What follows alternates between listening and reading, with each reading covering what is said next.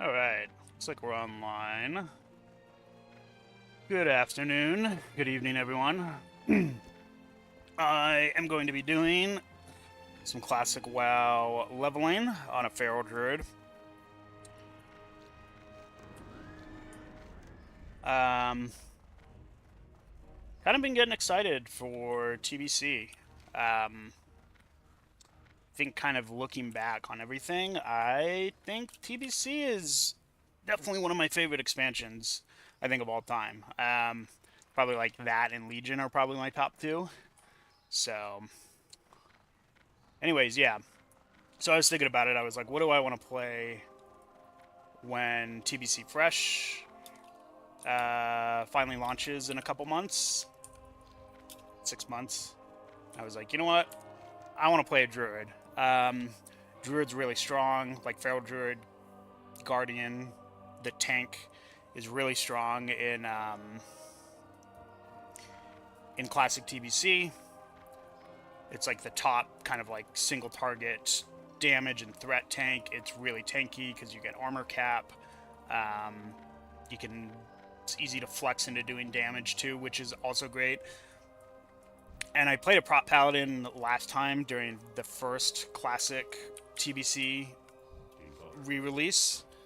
And in original TBC, I played a warrior. So I figured, you know what? Let's play the third tank. Let's play a druid. I've been having fun in retail playing a guardian druid as well.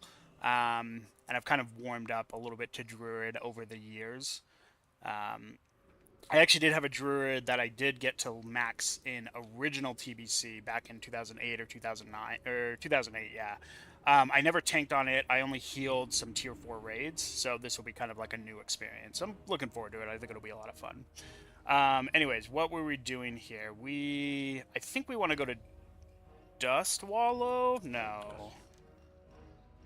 I'd kind of done a bunch of quests already. Maybe go bang out these Arathi quests real quick. Other options are, yeah, because we could go up here. The problem is I'm only 35, so this one I think is a little bit questionable. So maybe we go back and do that a little bit later. I've already cleared out pretty much all of South Shore except some of the little bit higher level quests. I could go start working on some of these mastery quests, but I think this stuff is a little too high level for Stranglethorn. So it might be Dust Wallow. Dust Wallow is probably a little too high too. Can I go to the Badlands maybe? Let's see. Oh, Desolace is what I should do. Oh, I should 100% do Desolace. What is the fastest way for me to get to Desolace? Is it the boat to Ratchet?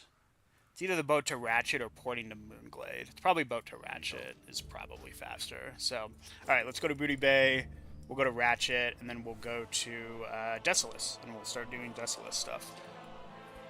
I know a lot of people don't like Desolace. It's a pretty drab zone, but it's a decent little grinding kind of zone.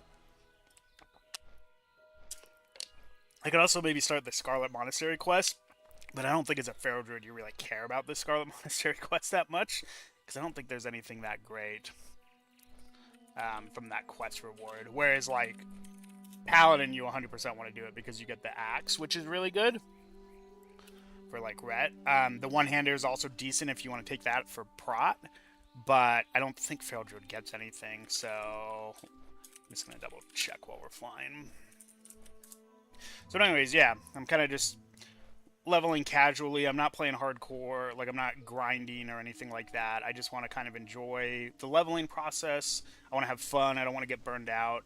So I'm kind of just taking my time. I'm working on professions. Most of my questing has just been, or most of my leveling has just been through questing. I haven't been like spamming dungeons or finding some mob grinding spot and grinding on mobs. I feel like that's an easy way to get burned out, and I've got more than enough time to like work on leveling this character up. So I'm really not gonna stress it out. I'm gonna enjoy the experience of playing vanilla WoW like as a druid. So okay, so the quest is in the name of the light. So yeah, two-handed axe, can't use that. One-handed sword, can't use that. one-handed dagger that has a damage proc, so that's not good for Druid. And an offhand, it'd be like fine for healing, but yeah.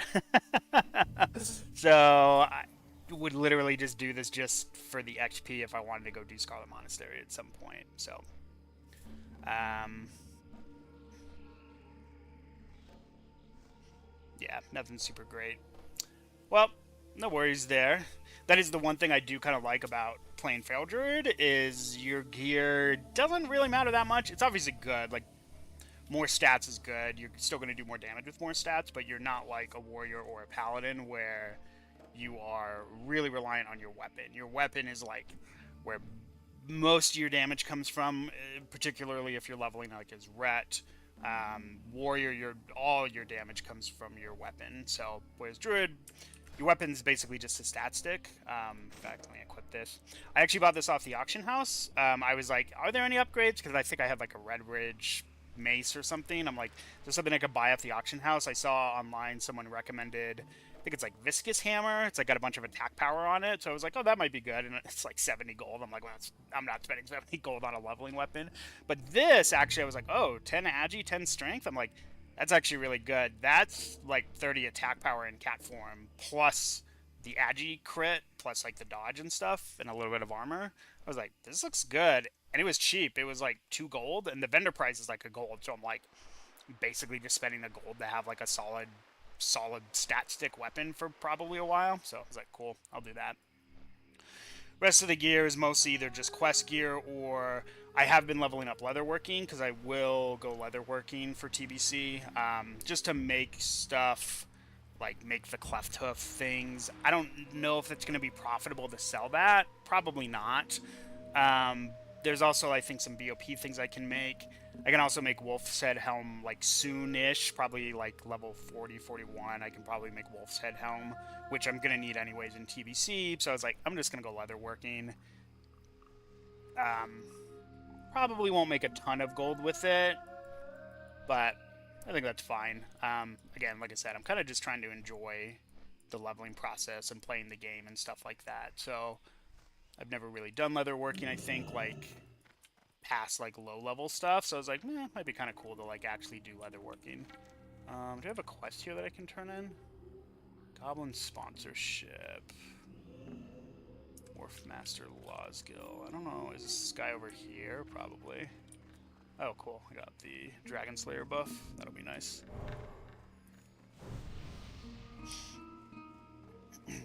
So, yeah. So we are making our way. We'll go ahead and dash here. Not going to use that for a while anyways.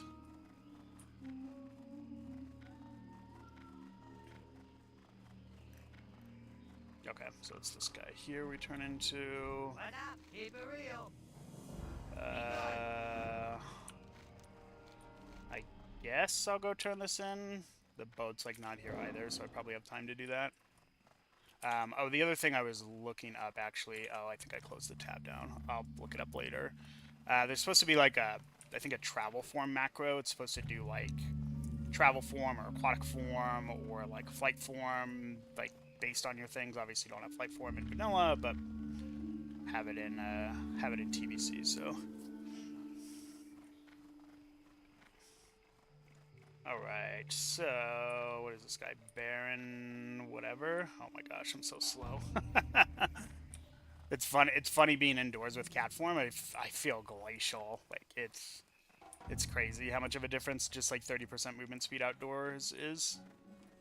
So.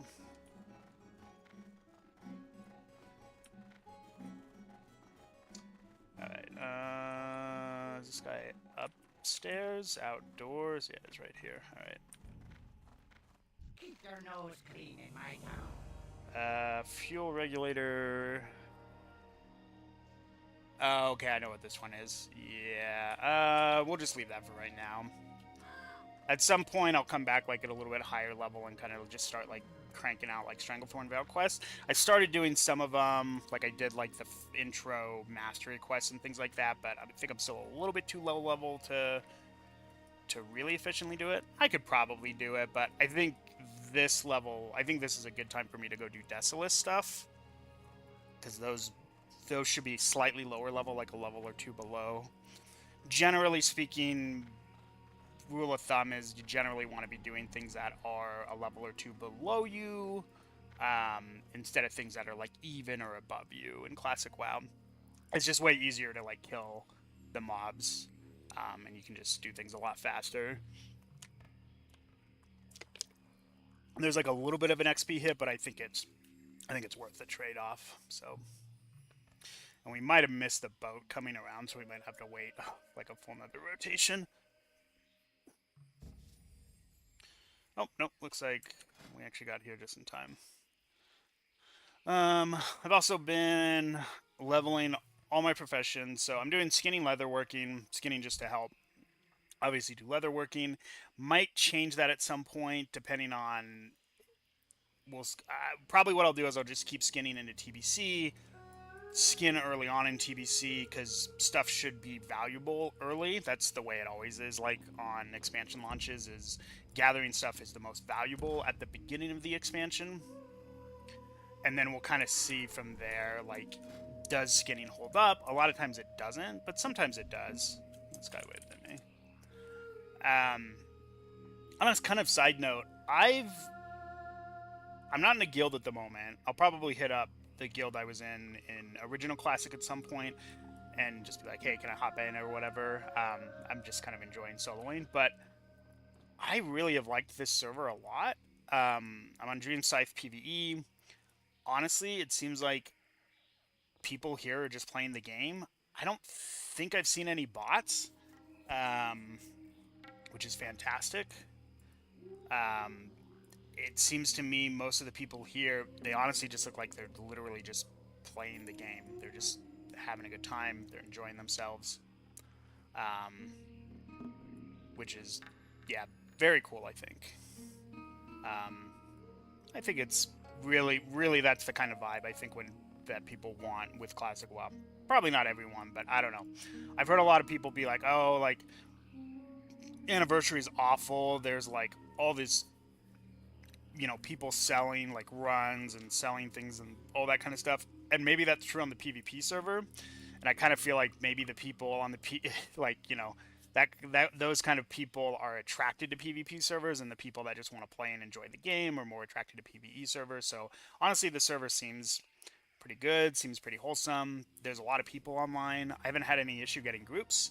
Like, I've done all the elite quests in Dustwood in a group. I did all, like, probably not all, but most of the elite quests in Redridge in a group. When I signed up for, like, Stockades, I got a group within, like, under 10 minutes. I think Dead Mines 2, I got a group super fast. I've even gotten some whispers from people being like, hey, do you want to come tank Nomergon or whatever? And at the time I was questing and I just didn't want to do it. Maybe I should, just to get Trip Runner Dungeries, but I'm kind of neither here nor there. But yeah, overall, the server seems lively, it seems active, it seems like it's got a good, healthy population. People seem kind of wholesome, like they're just here to play and enjoy the game. I will also say the other thing I've noticed, there are a lot of people that look like they do PvP, because I think they changed the honor system or whatever. So I think a lot of people have been grinding out, like this person has like the Grand Marshal title or whatever. But I will not be doing that. I will not be grinding PvP. I might do the Exalted AV grind, because that doesn't take very long. Even casually, I think you can do it like in a week. And if you go super hard, like on an AV weekend, I think you can go from like start to Exalted or whatever in a weekend if it is AV weekend. So, but yeah, I think I've seen a lot of people doing the PvP stuff. Some of it's probably for gear. Some of it's probably just like, oh, like I can actually like get Grand Marshal now by just grinding and not competing with other people. It's still a grind, but I don't think it's anywhere near as bad as the original ranking system. So probably an improvement overall. Okay, so we want to go to Desolate, so we'll go this way.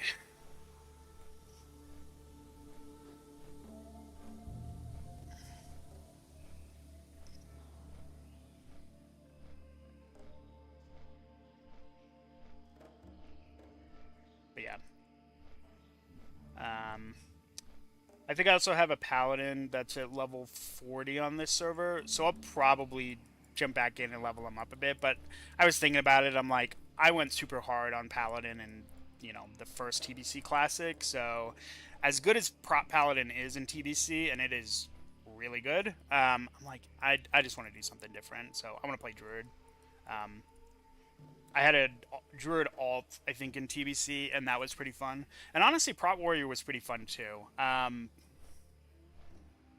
The only thing I was thinking with Prot Warrior is I'm like, I feel like it's a little bit busy as a class. Like, you have a lot of buttons to press, which is, some people really like that, right? Like, some people do like a really engaging kind of spec, and Prot is a really engaging spec.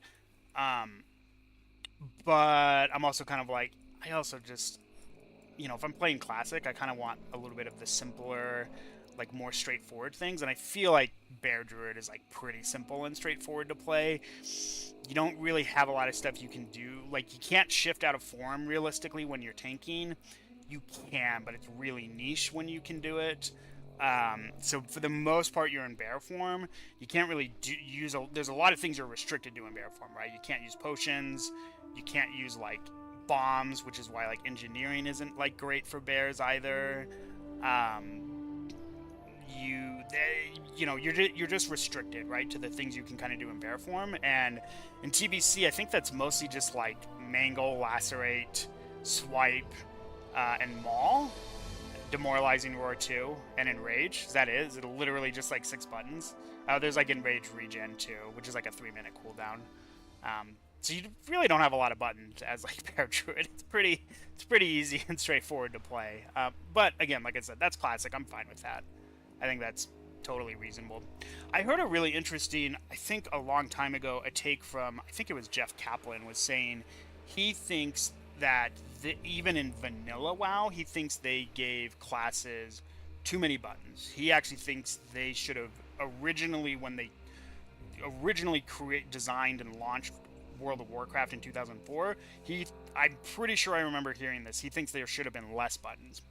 And I could see that. I can see like WoW being kind of overwhelming. I mean, if you look here, like I have all these buttons here. I still have some abilities I haven't learned yet, obviously, right? Like level 40, I'm going to get a bunch of new abilities, like Innervate, Hurricane, and I'm not going to use these abilities, but they're still there and they're still available. And certainly in 2004, when people don't know what's going on and you're like, oh, I have all these abilities. What do they do? Are they cool? Blah, blah, blah, or whatever.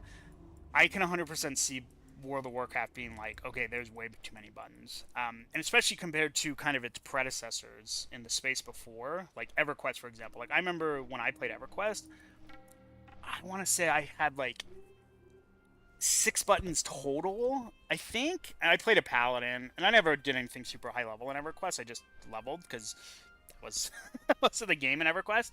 But I'm trying to remember okay, so I remember I had like Bash, which was kind of like a shield slam ability. There was an HP buff, I remember. Obviously, you don't press that all the time, but it was a button that I pressed.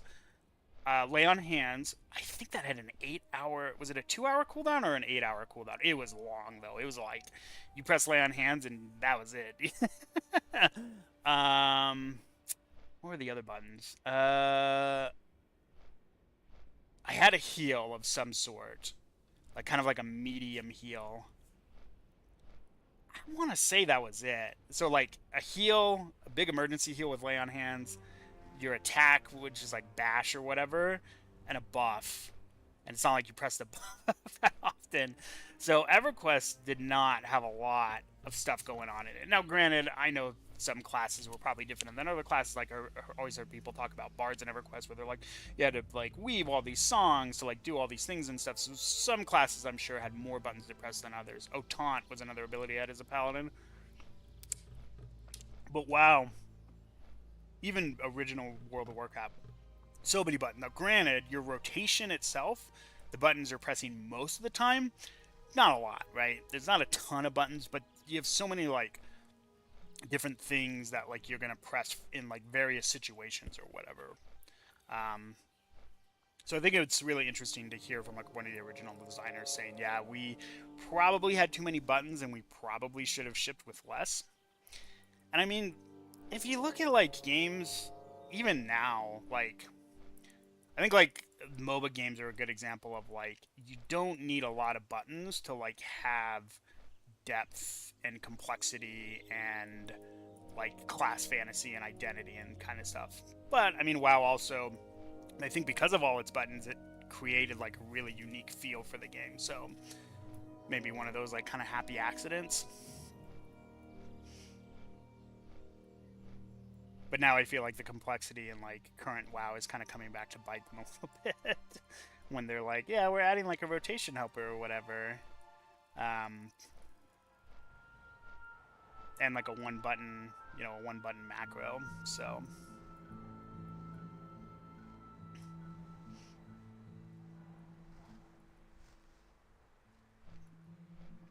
But anyways, yeah. So, yeah, I want to try Druid. I think it'll be fun.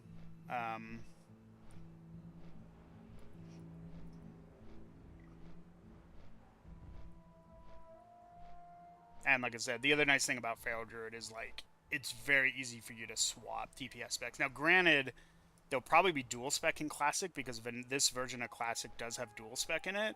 So, I think the presence of dual spec will make certain tank specs a little bit more interesting because it'll give you a little bit more flexibility with like, you know, things you can do or whatever, right? Like warriors will be able to have like a prot spec and like a fury spec, and so you can actually flex as an off tank as a warrior or whatever, right?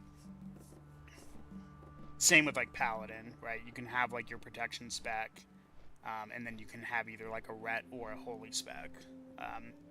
But with Feral Druid, the advantage is that you can just have the one spec,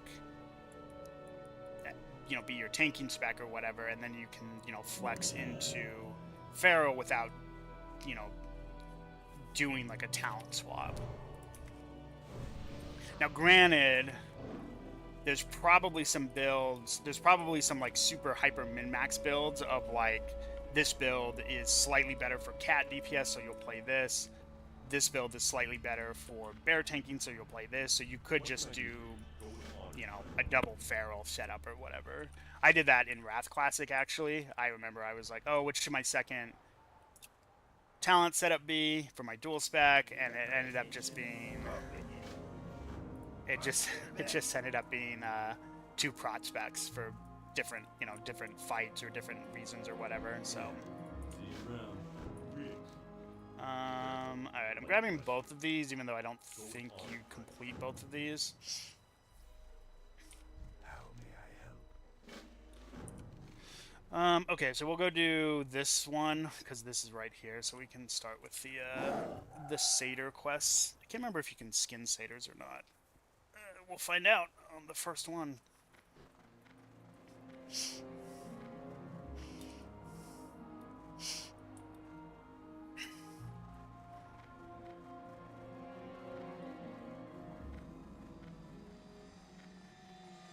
I feel like this sounds a little bit loud. Let me just turn this down just a little bit. Alright, probably...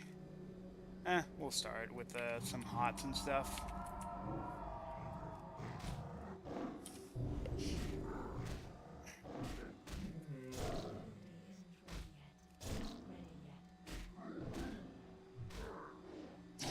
And I also don't know if this is right. I took Rake off my bars because I've heard Rake is like really weak in like vanilla. I mean, maybe that's wrong. Maybe like min-maxing it's still better than Claw, like in certain spots. But I don't know. I took it off my bar.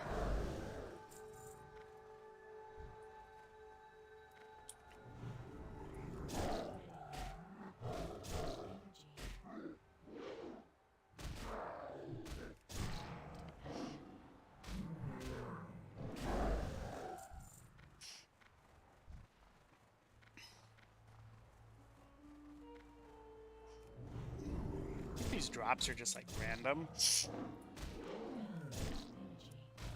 Like I don't think there's much I can really do for like, I don't know if like certain of the satyrs drop more of the one type more than the other. I will say regrowth is feeling like it's been kind of weak So I definitely think I need... Yeah, so next level I'll get like another rank of regrowth, which will definitely be good. So definitely looking forward to that. Because right now I think regrowth is healing for like 500 overall. Yeah, and that one's going to heal for like close to 900. So pretty big jump in the numbers.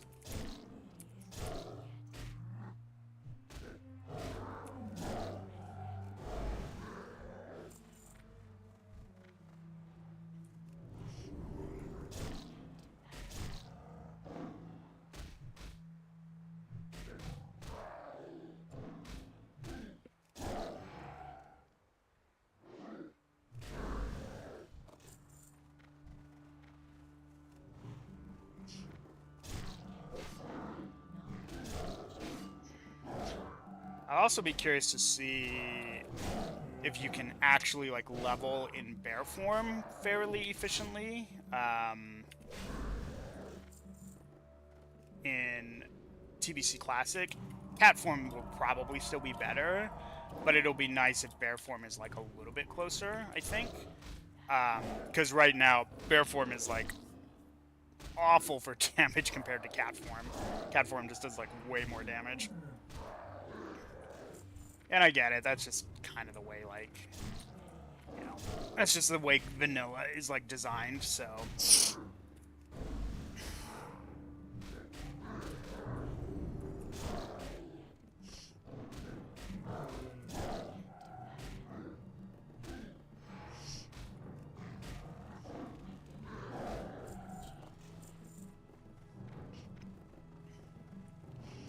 Head up over here. Yeah, this is a pretty good, like, little grinding quest, especially considering I have the, you know, Dragon Slayer buff, so it'll make, like, killing these pretty quick, pretty good. Get a little bit of, like, copper, too, from, like, killing these, along with Silk Cloth. Granted, I think I'm, like, done with Silk Cloth. I'm at, like, 225 first aid, so I need to go get, like, I think the book or whatever for 300, so... like pop some hots on. Is this a Hellcaller or a Shadow Stalker? Okay, Shadow Stalker, so we can definitely pop that guy, get a rejuve going. One thing I'll be kind of curious about is I start getting like into probably the like level 50-ish, maybe even earlier. And if I get a Wolf's Head Helm like in my 40s, if I was looking at my talents, so I was thinking about like, okay, where do I want to go after, you know, getting Leader of the Pack and getting 31 points in Feral? And originally it's like, well, I could just go get Nature's Grasp and then start working on natural weapons and Omen of Clarity, because that's just like 10% extra damage. And then you get Omen of Clarity, which is also kind of nice because it's just like some free resources. But I wonder if it's just better just to get like Furor first. Over going into the... Because the thing that really sucks about these talents is Nature's Grasp is just like, it's a really bad like expenditure of like five talent points, so... I think it would be pretty good to, I was like, it might be good just to get Furor. I think, can I solo pull this guy? Probably. It's very nice. Because then, like, with Furor, like, and Wolf's Head Helm, that means, like, when I do stuff like this, if I'm, like, shifting to, like, heal or things like that, when I shift back in, I'll just immediately get to start with 60 energy, which is basically, like, close to, like, 2 claws right off the bat. Whereas right now, when I'm, like, shifting out to heal and then shifting back in, I don't have any energy, so it's weird. It feels like you're kind of missing out on, like, some damage there, so...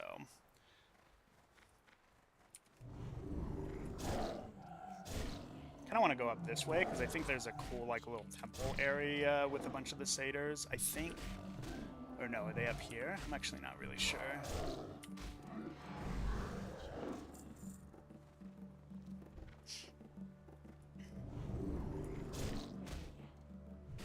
I will say one other nice thing about leveling a character like, you know, several months after the launch of the server is not as many people doing these quests. I still do see occasional people, but it's It's nice because I don't feel like I'm like competing with people, right? So, alright, we'll pop ourselves off with like a regrowth. I thought there was, isn't there like a, is it over this way? I seem to remember there being like a kind of cool little, is it up here? There's like a cool like little like kind of like ruined temple area that I always thought was really cool to kind of see. I'm gonna go into cap form. Is it up? Oh yeah, it's up here, I think. Alright, so we'll head up there. I could have gone around and probably finished the quest like in these areas or whatever, since there's no one else here, but I kind of want to go and check this out. Like I said, we're doing casual leveling. We're not stressing how fast we're going or anything like that. We're just kind of enjoying our time, checking out all the things.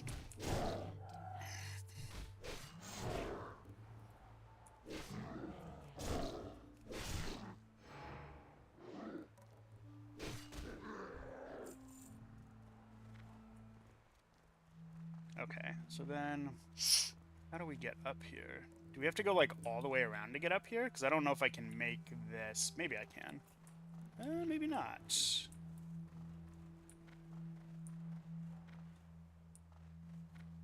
Can I go up here? Excuse me for the sniffles. I think allergies are starting to kick in. It's May and it was raining a bunch yesterday and now it's like clear, so I think there's probably just a bunch of stuff in the air. And my AC is like a wall unit, so it's like it pumps in air from the outside. It's not the best. Well, I will probably be sniffling a decent amount. Alright, so we made it up here. Cool. I thought I remember this being a little bit bigger, but maybe my memory is not all the way there.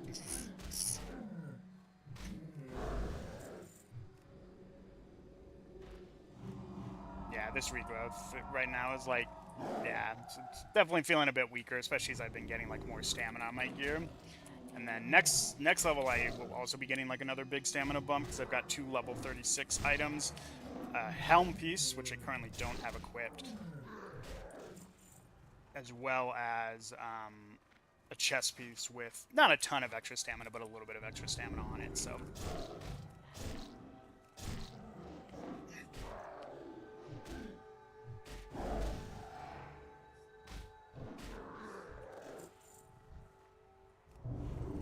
Alright, almost done here. Alright, yeah, I guess this is like... For some reason I remember this... I thought this was like a little bit cooler, but I guess it's not. I don't know. It's still kind of cool, though.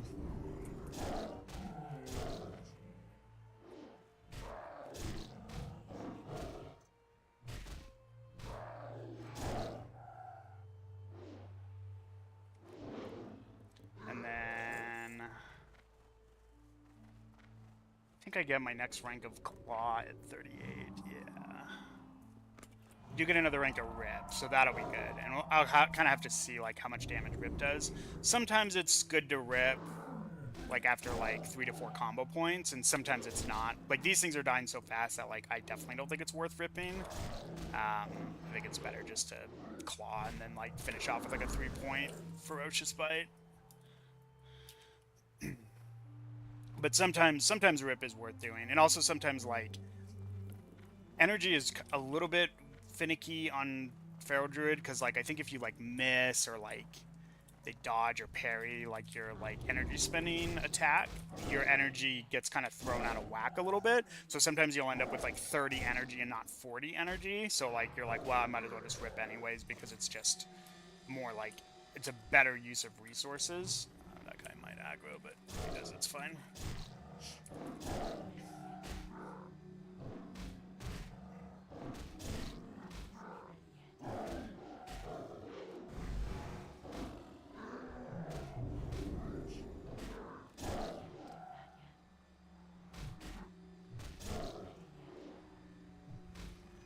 But yeah, I'll definitely be, I think, interested in trying out, maybe like leveling up is, okay, I just was thinking about it and went into bear form. I'm interested in trying out leveling up like in the outdoor world as bear in TBC. I don't think you can realistically do it in vanilla. I think you just do way too little damage compared to cat form. Granted, you're very tanky. Like, you have a ton of armor, obviously, and especially once you get dire bear form, you have a ton of armor. Even without, like, good gear, you just have a lot of armor because of the scaling from bear form, so... Oh, we're done here. Okay, well, we can just keep killing a couple more of these. Yeah, so, like, here I miss, so, like, I only have 30 energy, so it's like I might as well just rip anyways. You know, it won't do, like, a ton of damage, but even, like, 2 ticks is, like, about a claw, give or take. So it's, like, slightly more energy efficient. Probably end up backlining this scorpion, which is fine. Ooh, lots of claw crits. Let's I was gonna say, let's just do a full point ferocious bite, but he parried the hit. Yeah, that's kind of nice. 50 silver. It's always nice getting like greens like that vendor for a ton. I was trying to sell greens at some point, but they don't seem to sell a ton on this server. So I've kind of just ended up vendoring most of them, which is fine. They're still worth like a decent amount, like when you're vendoring them. So, all right, let's go turn this in. We'll head over and do this one, the turn in for the search. Oh, maybe I should have gone and done that first, because I think we have to come back up here to the quest area. Probably shouldn't have gone travel form, because talking will shift me out of travel form. I can't remember when they changed how travel form or how forms work when you're talking to NPCs. Maybe it was TBC, but I honestly can't remember. Okay, what's this reagent?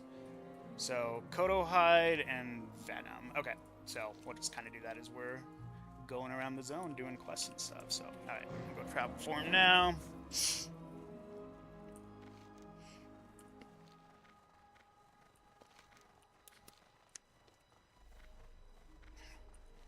So we'll run over and turn this in. I might want to hit up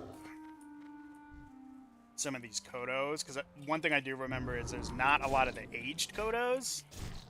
And I remember having to kind of like keep coming back and forth to like get the aged Kodos to get the hides. Whereas there's obviously, as you can see, tons of scorpions all over the place, so very easy to kill these, kind of as we're going about. I think we'll just ferocious bite here for like a finisher. Yeah.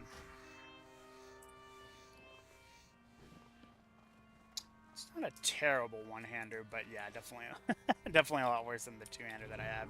I kept like, there's an offhand from like the Duskwood quests that has 50 armor on it.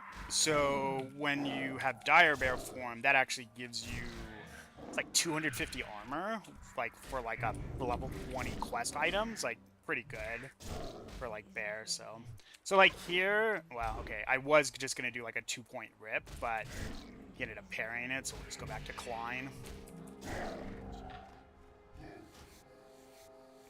This kind of stuff makes me feel pretty good too about wanting to play a tank, because it feels like there are not a lot of people playing tanks in this version of Anniversary. Maybe there'll be more in TBC, but I kind of doubt it. It's just a general rule. A lot of people don't like to play tanks, and you know, in honestly any version of WoW. Healing, for some reason, I think is popular. I think healing's really popular in Classic too. I kind of get the feeling a lot of the people that like Classic WoW are, I want to say they kind of have a personality that's like they want to be like helpful and they want to like contribute, and they want to like support other people or whatever. And healing, I think, kind of lets people do that. And tanking does in its own way, but tanking also is like, I think also the kind of like role where like, if you want to be a good tank, you need a lot of like just game knowledge. Like you have to have a lot of game knowledge to really kind of know a lot, just all sorts of random things.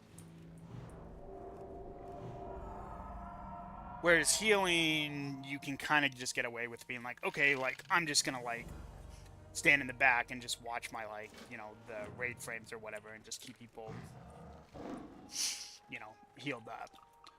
Whereas tanking is like, you have to know the tanking stuff, but then there's a lot of other things you have to know as well. Like, I think it's one of the things I actually kind of get frustrated about, particularly in retail. In Classic, I don't mind as much because I don't think it matters as much.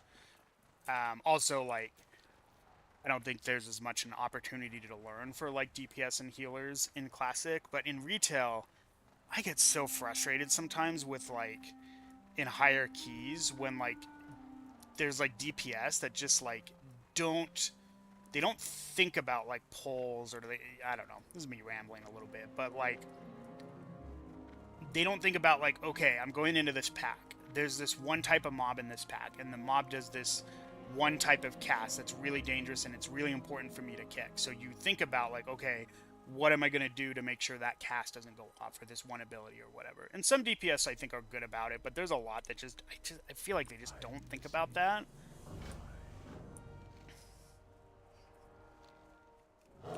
And it can be frustrating as a tank, you know, because I'll, like, go into a pack and I'll be like, okay, this mob's really bad. Like, I remember we were doing, like, A-bomb, like the A-bomb poll in Theater of Pain, like, a couple days ago or whatever. And so the general, you know, kind of consensus is that you just do one really big pull at the start of that wing, and you have all the, I think it's Blight Spewer is the name of the mob. It's the one that casts, like, Decaying Filth and Withering Discharge. And Decaying Filth, you can kind of just let that go off. In higher keys, it gets more and more important to kick it, but the really big one is Withering Discharge, right? If a Withering Discharge goes off, it does a ton of group damage, puts a pretty bad dot on the group that certain specs can't cleanse. Is this the one that's, like, in here? No, it's outside here. And I remember, so we're doing, like, the A-bomb poll, and I was playing just Prop Pally just to, like, fill vaults or whatever. And so I'm, like, waiting for Withering Discharge. I think I had a Divine Toll going. So Withering Discharge, all there's 4 Blight Spears, because it's a big pull. It starts to cast. And I'm like, okay, okay, where's this person? This person's, like, inside, right? Can I just stealth in here? Or is there, like, an overlapping quest I can get? I swear there's, like, an overlapping quest. Oh, I think it's this over here, this Spectre of Light. Okay. Sorry, I got distracted there a little bit. So anyways, yeah. So 4 Withering Discharge start to go off. I know, okay, I've got Divine Toll going. Divine Toll goes off. I think it ends up only hitting one of them. So that kicks 1. I Avenger Shield another one. That's 2. I use my actual kick, like the one everyone has. So that's 3. But there's a 4th one, and it's just sitting there casting, and I'm like, I think I had already used Blinding Light. I'd already used Hammer of Justice, and I'm just like, somebody just stop that cast. I don't care who, just somebody stop the cast. They didn't stop it. It went off. It didn't kill us or anything. I think maybe somebody died, but it was just...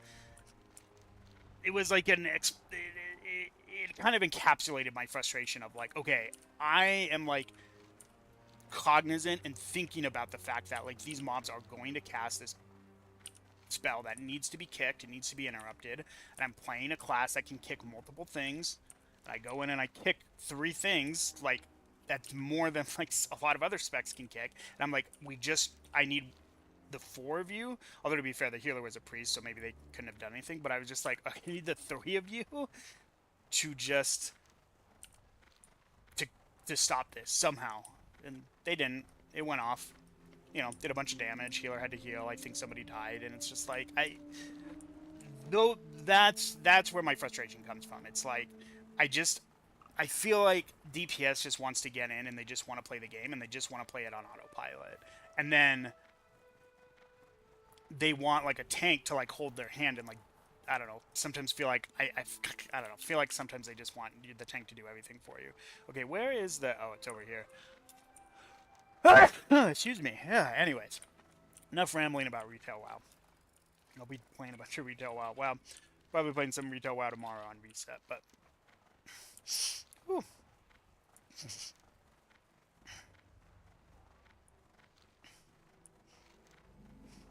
Am I like right here next to the Kodo roundup? I should just go do Kodo roundup since I'm like right here. Ooh, H Kodo. Wait, is this guy going for the H Kodo? Oh, they're... Oh, that's lucky. They're doing the, no, there's like a bunch of H Kodos in that group. I'm gonna kill them. Oh, wow. Alright, we'll just let them do their thing. Alright, I'm kind of all over the place in this zone, because like I said, I've been rambling a bit. Is this an H Kodo? Oh, there's 2 H Kodos. Perfect. Okay. So... let's grab this guy. What is this marker? That looks like a retail marker or something. Yeah, it looks like he's gonna capture the other one. Is that like a questy marker? Like an indicator or something? Interesting. Okay. Oh yeah, he's waiting for the thing to come back. Is he doing it? Oh, he hasn't turned his in yet. Ah, okay. Well, I'm gonna kill this H Kodo because you can return any Kodo you want for the quest, but I need H Kodos for the reagent quest. So yeah, I don't know this. It's like this is like the waypoint icon for like retail WoW. So I don't know if that's like a questy thing or something that got added. Yeah, like what is this? I don't know what that is. Okay. Oh, maybe it's the, it's because I know what, I bet it's this. I bet it's like the Recombobulator quest or whatever. We'll put this on like G. Okay, so... can't take the apparitions. I need like actual, like these things here, like the ancient Kodos and stuff. Okay, that guy's just running past, so I don't know what he's doing. Any aged Kodos. Dying Kodo, ancient Kodo. Okay, no, we'll just recombobulate this guy, or combobulate this guy. I should be able to cat form, right? Or travel form?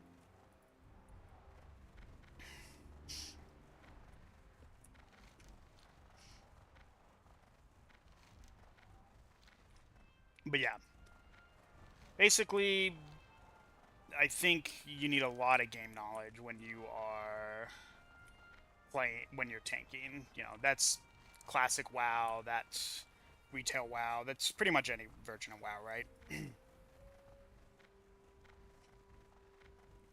So it's like you need a lot of game knowledge. You also need good like class and spec knowledge. Like you need to know how like your class and spec play. So you need to know like your rotation. You also need to know like how you operate defensively, because like different tanks operate differently, you know, different defensively. And I know DPS specs are the same, right? Like, there's DPS specs do damage in different ways, right?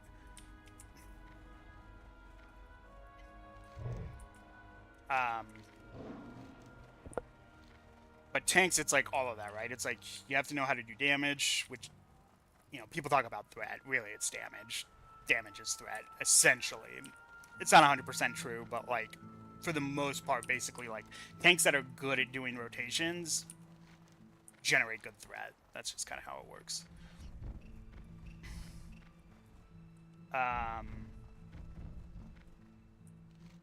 And you have to know like your defensive stuff, so you have to know like damage profiles for like mobs and bosses and things like that. You have to know like, okay, like this is how this boss works and this is how this boss works, and you know, you have to know those things, because if you don't know those things, you're gonna end up causing like issues. This is gonna aggro. Gosh dang it. Trying to avoid these. Okay, I don't want to pull another vulture here.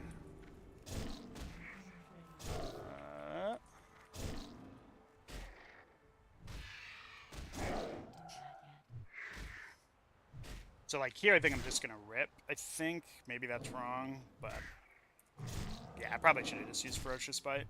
Yeah, the rip still ended up doing like 150 damage, which I think is totally fine. We'll use like Healing Touch to top off. Okay, maybe I can't grab this one. Maybe I can. What's the range on this? Oh, this has a pretty good range. Okay. Oh no. Is this? Perfect.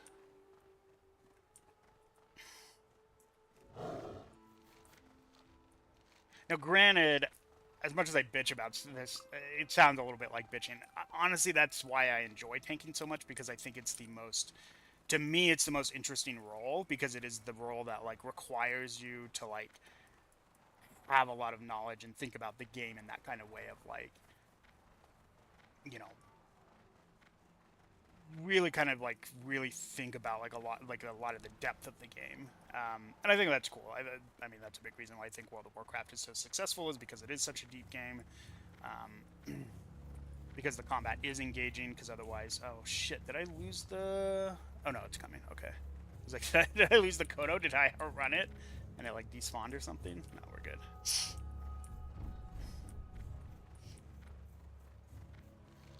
And honestly, that's, when it comes to, a big reason why I think I'm like wanting to play TBC again is because I like the class, I like the design philosophy for tanks in TBC.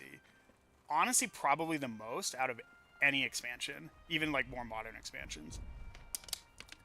I like the fact that like every tank has like roles that it fills, and it's really like each tank is really good at doing the things that it's really good at, and the things it's not good at, it is not good at doing those things, which is totally fine because, you know, the nature of TBC is with 25-man raids, you basically have 3 tanks, and then those tanks, you know, you fill your roles based on...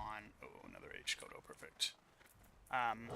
You know, fill those roles based on what you need. Like, I remember when we, you know, I think the first week we were in Mount Hyjal in my last guild in TBC, basically people were like, you're such a good tank, you should just main tank everything. Like, they had me, like, main tank, like, pre-nerf Vosh and everything, which was awesome, and I definitely 100% could do it, and there's a lot of fights you can main tank as a paladin very easily. But I remember they were like, okay, you're going to tank Archimon, and I was like, okay, sure, and I can't remember what it is, because it's been a while, it's been a couple years, but I remember, like, I remember, like, the first time I went in to, like, go and, like, tank Archimon, and he just, like, clobbered me, just fucking destroyed me, and I was like, okay, we have to have our field druid tank this. I can't tank it. I literally couldn't tank it because I was like, it just does too much damage. You need to have the feral druid, maybe the warrior tank it, but like it was pretty funny. I was like, ooh, this is bad. This is painful. But honestly, I think I like that about TBC. I like the fact that, like, you know, when you are fighting like a really, really hard-hitting boss, I think what it was is I think Archimon didn't have crushing... I remember now. Archimon didn't have crushing blows, but he hit really hard, right? Like, he has really hard melee swings, but he can't crush. Druids are perfect for that, right? Like, they don't... Right? They just have armor cap, and they just mitigate that damage super clean.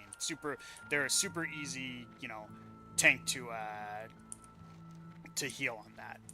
So yeah, so I was like, yeah, have our failure tank it, because basically the strength of warriors and paladins, it's that guy coming up the mountain.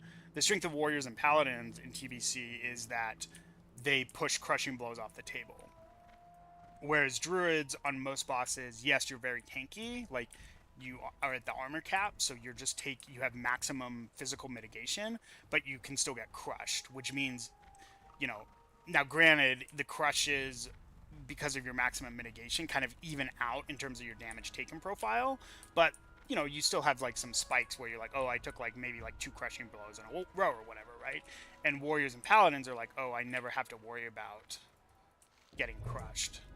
But if the boss doesn't crush, like Archimon, then the druid just has maximum mitigation, so you just play the maximum mitigation tank. And again, like I said, I think that's cool. I think that it's cool that the bosses do different things. I think it's cool that there are, like, different niches for, like, the tanks, and they're good at certain things, and they're, like, you know, bad at certain things, and you flex the strength of your tanks in, like, your raid composition. To me, that's what's really cool, I think, about tank design in TBC. Every tank is, like, different and unique in its playstyle and its execution and how it fits into group compositions, and you, like, when you are really strong as a tank, you are really strong, you know, you really get highlighted, and then when you're really weak as a tank, you know, you're weak and you want like another tank to fill the role. I think that's cool. I like that tank design a lot. I think it's really interesting. I think it adds like a lot of. I think it just yeah. And even to this day, I don't think, I mean, like, it's probably Feral Druid and TBC is probably the best, like, like, if you were like, what's the, like, quote-unquote, like, meta tank, it's probably Feral Druid, but there's a lot of things, like, Feral Druid can't do, right, that, like, Prot Pally's, like, way better at, and even Warrior has, like, its time to shine, right, like, I know when we're progging on Muru, it's, like, for the big, Void ad that spawns, you know, we put our Warrior on that because he can spell reflect the ability. Same with like the Reliquary of Souls; they can spell reflect the damage buff or debuff or whatever it was. Paladins can't spell reflect. Druids can't spell reflect.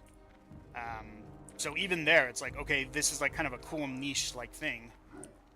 Honestly, it's one thing I kind of am like kind of hating about this current season of retail is that like there's not a lot of things that spell reflect really does. It's like I feel like there's like 3 or 4 things you can spell reflect, and it kind of sucks. But anyways, again, we're not going to get back onto retail. But yeah. But I think that's cool. And Warriors have other advantages too. Like, Warriors are fantastic early game tanks, right? Like, their threat, a lot of their, like, yes, more damage is more threat for Warriors, but a lot of their threat is also baked into their abilities, and they have a lot of just high threat baseline abilities. So when you're progressing and your gear is worse, Warriors are actually really good for that because they do high threat without needing a lot of gear. Whereas Druids are really gear reliant, right, for their threat. Like, if you have crappy gear as a Druid, like, your threat's kind of eh. It's not bad, but it's like, I think it's worse than a Warriors. Warriors also have cooldowns, like defensive cooldowns. That's one thing Druids and Paladins don't have is they don't have defensive cooldowns. Okay, what do we want here? We'll just take the higher silver option.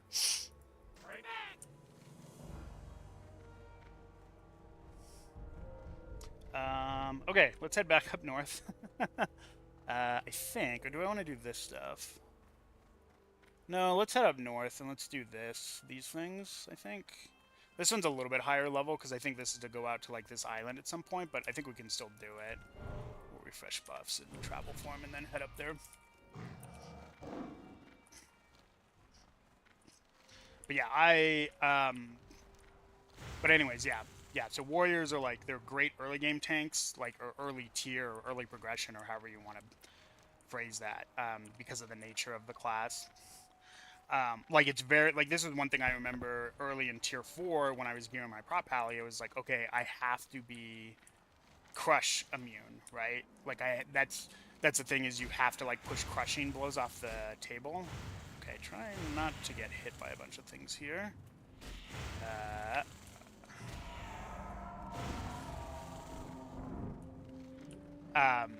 So you had to do a lot of things to like make sure you got there, because I think Holy Shield only gave you 30% block chance, so it was like you needed, and I think the combat table coverage is like 102.4, so you need like 72.4% total block, parry, dodge, mischance, all of that combined, to make sure you had the crushing blows pushed off with Holy Shield up. Whereas Warriors, shield block is 75% block chance, right? So you need like 27%, which is like, you probably get there like baseline with like just like your baseline defense and agility and all that kind of stuff, right? Okay, we were heading over here.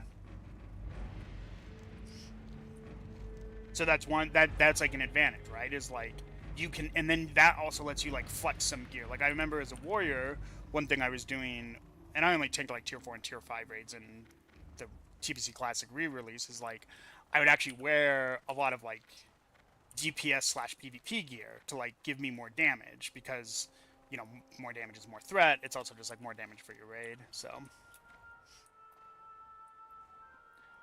how much time need to take to level 35? Let me see my play time. It's probably not great because I've been playing super casually. A little bit over 2 days. And like I said, I've been playing super casually. I've not been like min-maxing my leveling speed or process. I've been doing a lot of professions and things like that.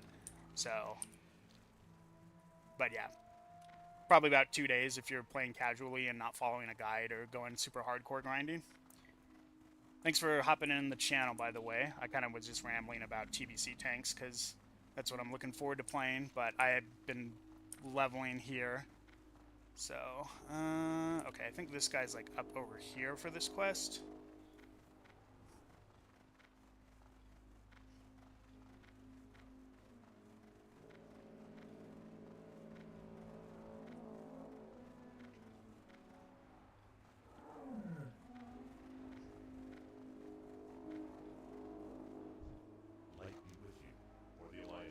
Okay, and I think this is the one for over there. I'm gonna go do these real quick. We'll go do like the treasure quests and kind of get those done. Or get them started at least.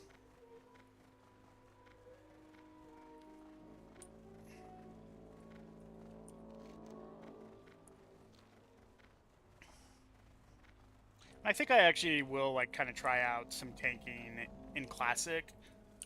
I don't know if I'm going to do like any, well, maybe I'll do like a Molten Core or a Blackwing Lair or whatever, but I don't want to go, I'm not going to go like super hard. I don't care about like progressing Nax or anything like that with the Anniversary Realms.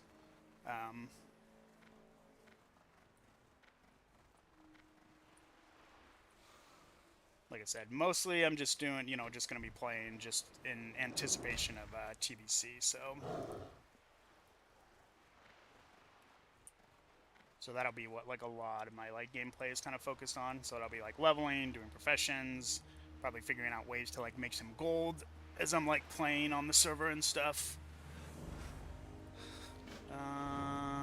Is there like, I think there's like a note or something here. What is this? Rackmore's log. Oh, there we go. Claim Rackmore's treasure. Okay, so I think, oh, my log is full. I think we can, I'll abandon this one. Okay, this one I think is we have to kill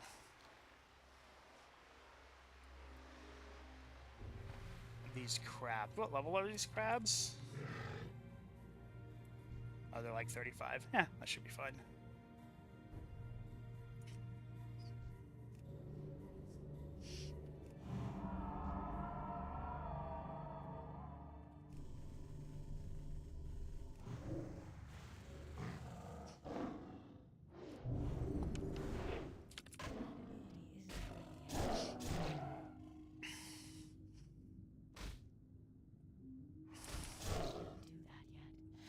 But yeah, I would definitely be, I think, interested in checking out some of the leveling, or not some of the leveling, some of the higher level dungeons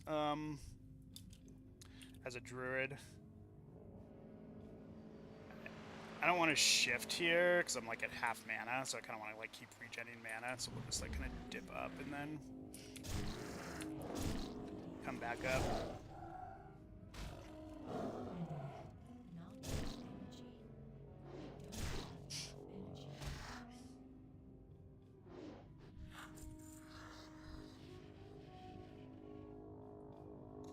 I think that's a, yeah, I think those are the breathing things I have to go over there. I'm guessing these clams are maybe like for a horde quest from like the troll village that's nearby. I'm going to just rip here. Alright, now we can probably shift and do travel form or the seal form and get our breath back.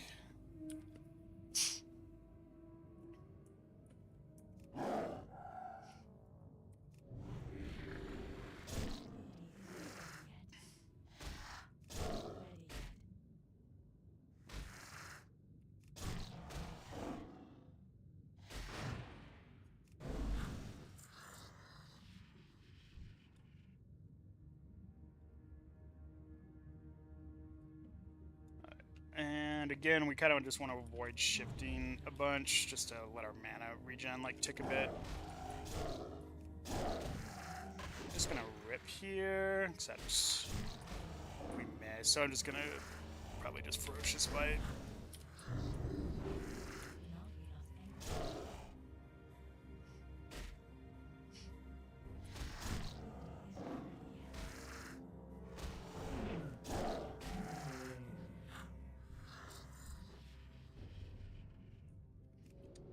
to shift here.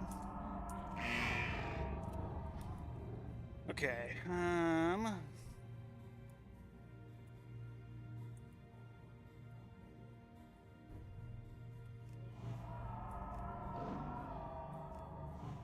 Grab this guy.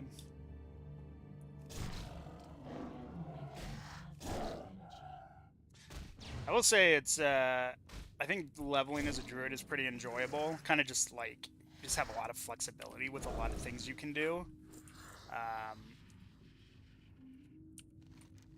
Having like a ranged pull with like Fairy Fire is definitely really nice. That's one thing I feel like vanilla prop, or not just prop paladin, but vanilla paladin is just generally missing, is you just don't have... I think you like just don't have a ranged pull, right? Like you have to use items for it, either like bombs or dynamite or whatever. Like Judgment is like a 10-yard range, which is like might as well be melee range. So being able to like tag something with like Fairy Fire while you're in form is like definitely really nice. You can like Moonfire too in human form, but I think it's like a lot of mana to like try to shift in and out like that. And one thing I always try to do whenever I'm like questing or you know, leveling is like basically just like you just kind of want to just be able to go from like mob to mob without like having to stop to like gain resources. And obviously Druid is like pretty good at that because you can just you shift out, you like heal yourself up, you know, takes a bunch of your mana. Like basically you'll go down to like a pretty low mana bar when you do that. But then when you shift back into form, if you have hots rolling, you can go into a mob, keep yourself pretty topped off with the hots. Your mana bar regenerates, and then you can kind of just keep going from mob to mob without having to like really stop for like a lot of resources. So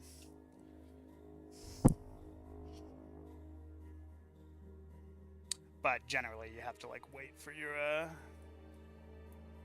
bars to tick and everything.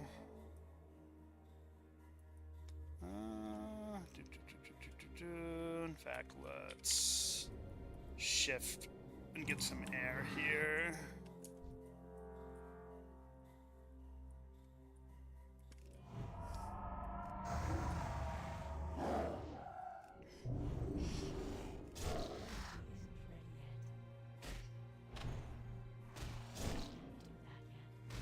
And I'm sure there's like people that have like perfected how to like min-max druid leveling or whatever, but this is just kind of how I do it. This is just kind of the style that I like to play.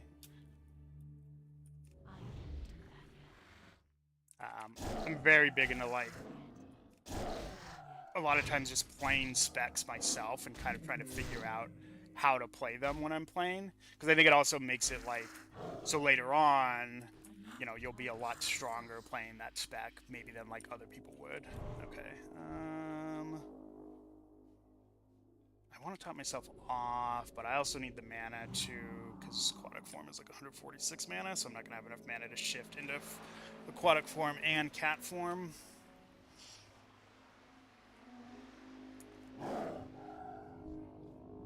Now we should be good. But yeah, you can see like my mana bar is like almost empty there, just from like shifting and stuff like that. Natural Shapeshifter was like another talent that I was like kind of thinking about, like maybe trying to get that after getting... after maxing out the Feral Tree. But the problem is that you still have to go Nature's Grasp into like Natural Shapeshifter.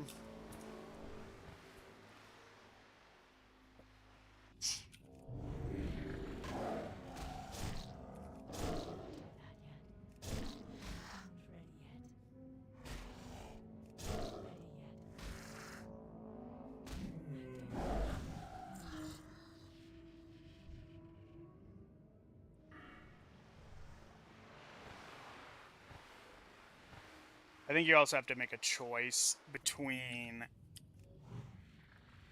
I think if you go 31 points into Feral, you have to like make a choice between if you want Natural Shapeshifter or like Improved Enrage.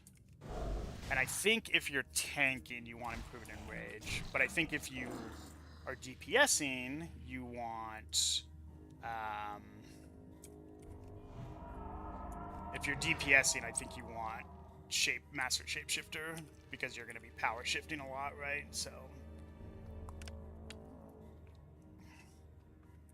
I think that's like kind of the trade-off.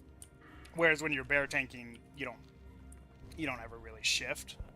So since you never really shift, you just want the improved in rage for like just that kind of extra burst of rage, like at the start of a pull or like, you know, a minute into the fight or whatever. Probably could have killed this guy, but we just want to kill these dudes.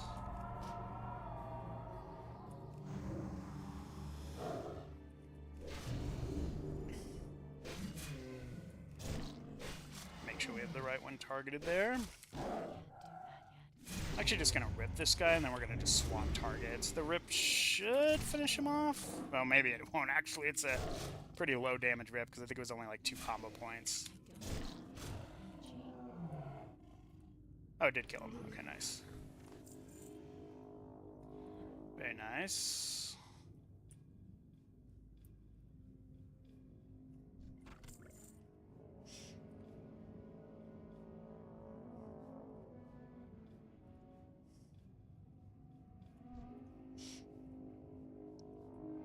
Get out of the water here, or above water to...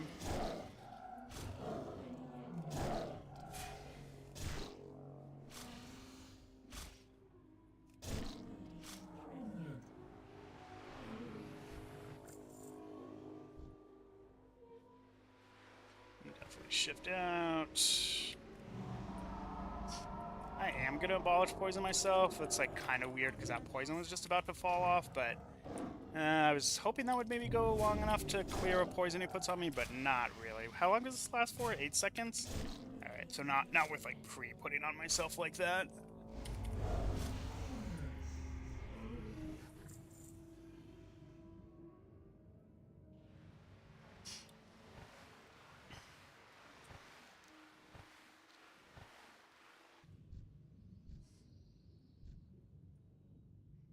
Okay, I don't want to pull 3 of these. I should be able to pull this guy separately. I think 2 I'm fine with in cat form. 3 is like a bit much. I'd probably have to go like bear form. That is one thing bear form is good at, is you're pretty good against like 3 targets. Because you can like just swipe spam basically, and that's pretty good damage. And you're tanky, right? Like, you're tanky. You can swipe spam. But I still think just like going basically single target like this, like target to target, is definitely just faster than doing that. And then, yeah, so like I'm just gonna rip there because my energy was like at 33, so yeah, we're just gonna attack this guy real quick.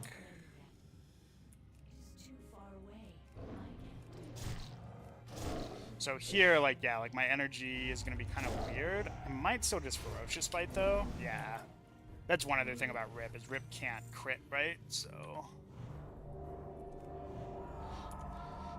okay, so that's done. Oh, that's like up here. Do I go do that? I guess I just... No, because I should get a quest to go back there. Basically, I know there's 2 quests to do on this island. I just can't remember what the other one is. And it might involve having to do, like, these. Like this. The Fortress quest.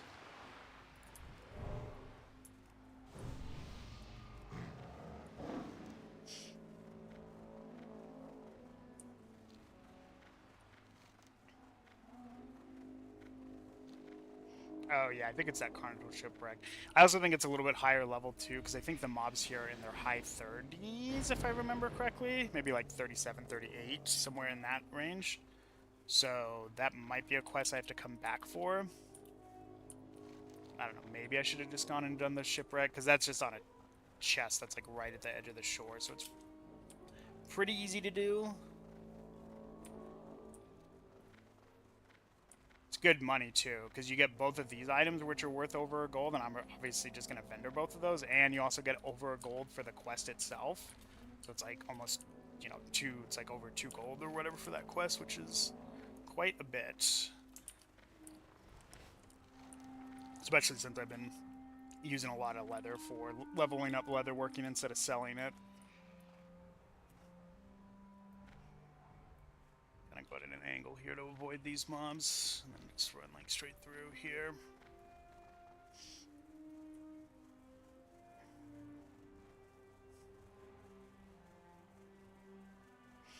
Yeah, we'll go ahead and head in and we'll do like these quests here, because I know this one is like an escort quest or whatever. There's like some chains and things like that. I could just stealth inside, but I think I'm just gonna clear. I'll just like clear my way through. I think it's a little bit safer to do that than, especially because these mobs are like lower level, so I could definitely just like kind of just like murder my way through the area. Oh yeah, these mobs are weak, weak.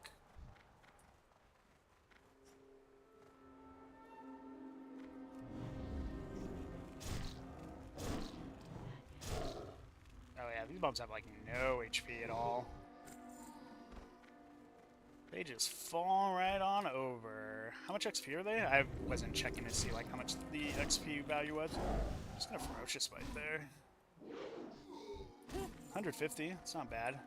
Alright, these are the melee mobs. These are gonna have like a decent amount more HP than the casters.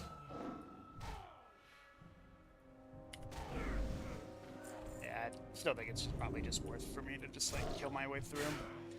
It's like decent XP.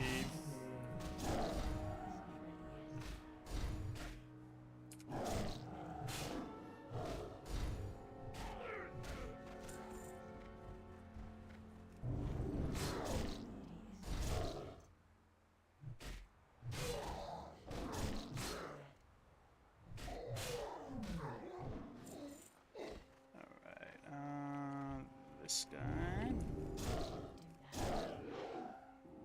I also think these guys just have really low armor, and so when you like put something like Fairy Fire on them, they just take like a ton of damage.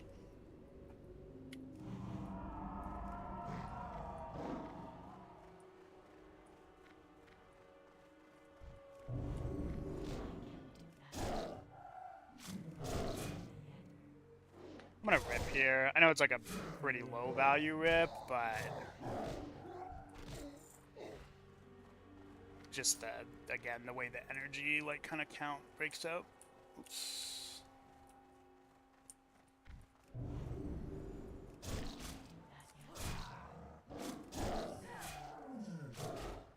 Just ferocious bite here, and then finish him off, and then we'll tag this one.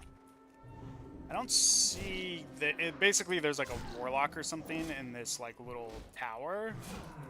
Oh, are they summoning right now? I think I can hear this. The demon summoning. Yeah, it's definitely what it sounds like. Yep. I thought I heard summoning, like a demon summon or something.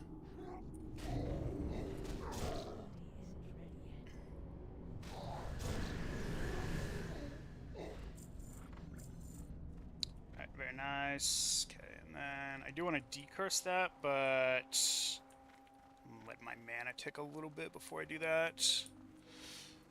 Just get like a little bit of extra mana before we do this next kill. It's probably this guy.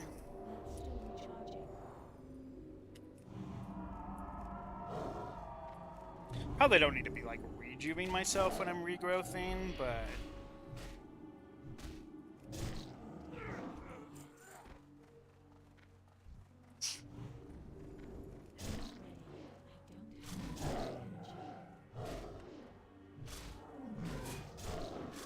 ooh, that was a big claw.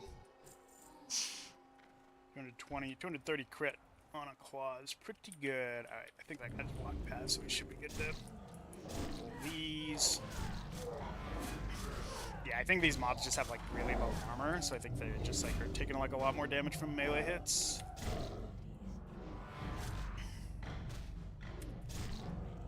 Thorns is also pretty good too. I should turn details back on. I kind of had details turned off. I was kind of enjoying like not playing with details. Actually, I'm gonna like do some food here. So let's see, add-ons. Yeah, we'll turn details back on. But I was kind of enjoying not having it. It's kind of nice just to like not worry that much about like the damage you're doing or whatever. Alright, there should be a patrol, right? I guess if he walks in, if I'm just fighting one guy, it's like not a big deal.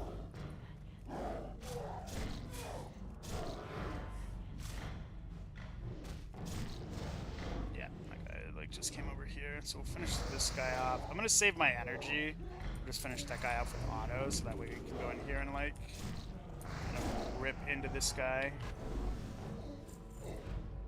Stone cloth bindings. Int stamina gear. Let's kill this guy. Don't think he would aggro. I don't think that's like a concern, but he's like right there, and here I can do that. Yeah, these mobs are like great to kill.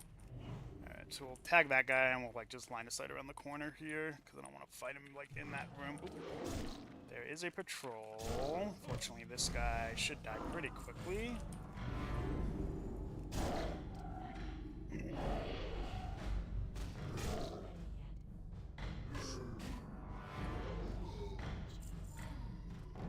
Alright, tag this guy, line of sight.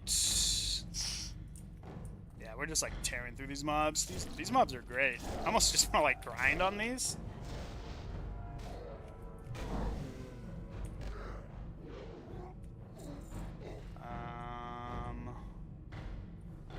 Shadow Mage and an Atom. Alright, what happens if I Fair Fire this guy?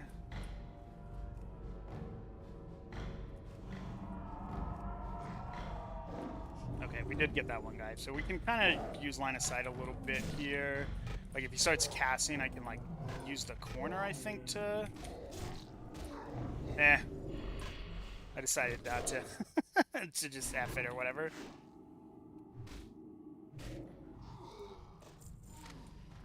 Alright, I think that should be all the mobs in this room. Oh, no. I don't know if this is a respawn or if I just didn't see this person.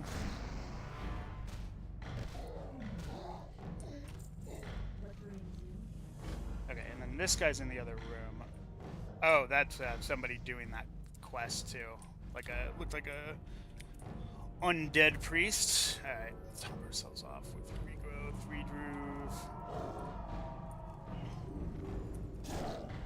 Is this guy a human? I thought everybody here was like horde, like orcs and mostly orcs, but it's definitely a human.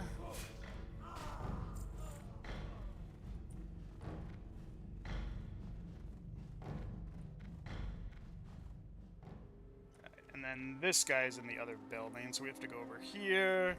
Then I think after we kill this guy and get his, I'm pretty sure we have to get his head, or no, the pendant for the girl from the guy. Basically, after we get the pendant, we'll go back and escort her out, which should be pretty easy to do.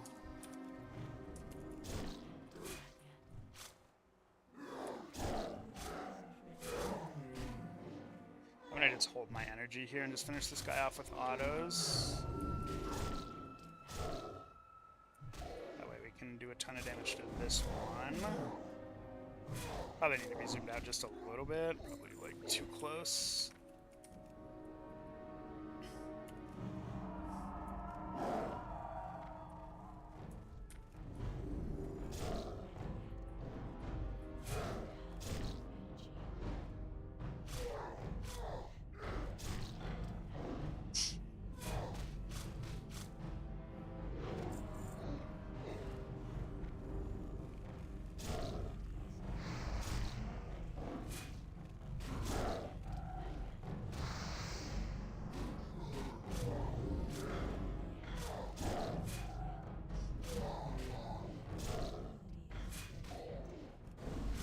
Ferocious fight here.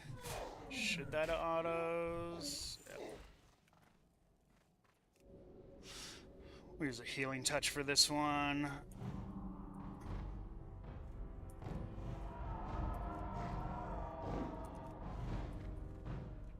There's a bad rejuve, I think. Especially since I'm like line of sighting this guy. Yeah, the guy like got like 1 tick of rejuve for like 2 melees. Tag this guy. Hopefully this guy doesn't aggro. I think we're good. We're good.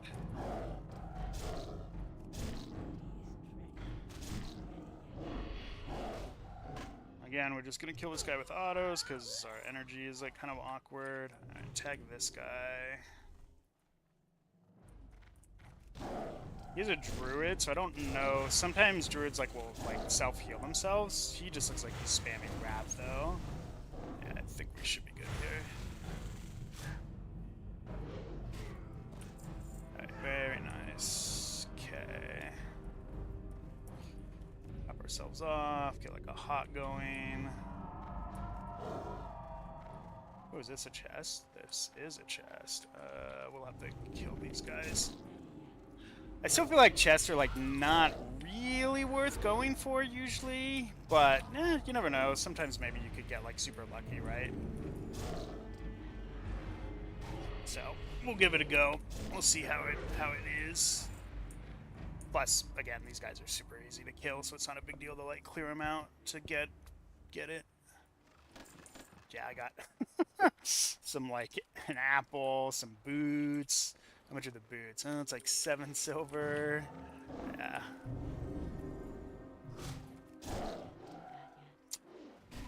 I think the mana potion maybe sells for a little bit. Oh, like 5 silver. Yeah.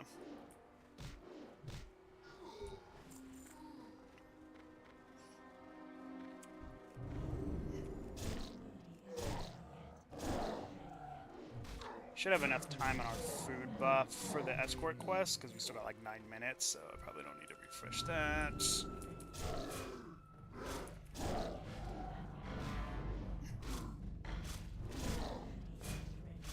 Alright, and then I'm going to finish this guy up with the autos. We'll save energy for this.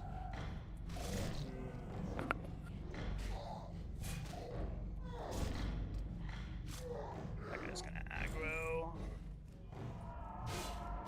Got like a slow attack speed, so should be able to get this regrowth off.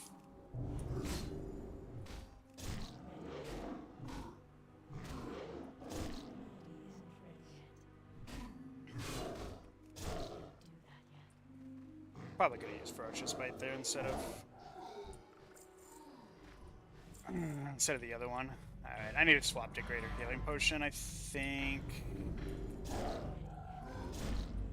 I've been using like just regular healing potions, but I've got like almost a stack of like the graders, and my health is getting a little bit higher, so I think I need probably a little bit stronger healing potions. So let's actually just throw this here.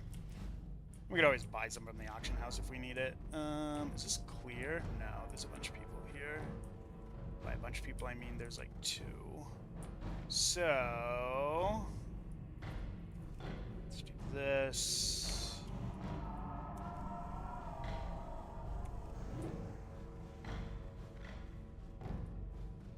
I'm gonna pop like 1 rejuve.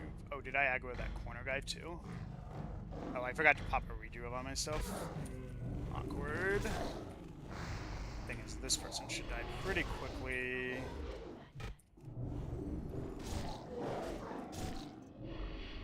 I don't think I'll need to pot here. Maybe. This guy's shadow bolts are hitting fairly hard. One more auto. Ooh, okay, that was really loose. Oh god. Alright, let's go behind here. Let's get a drink off. Okay, that was greedy. I probably should have health potted, but I was like, I think I can finish this guy off before he gets that shadow bolt off. Not quite. Okay, but you do need to refresh Thorns.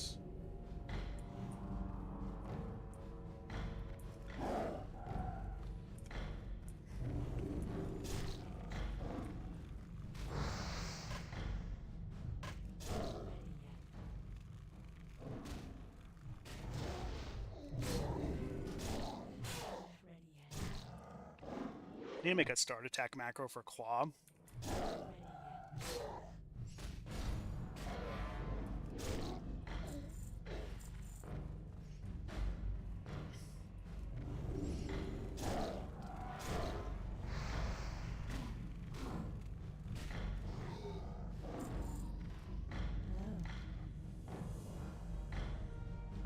that stuff later.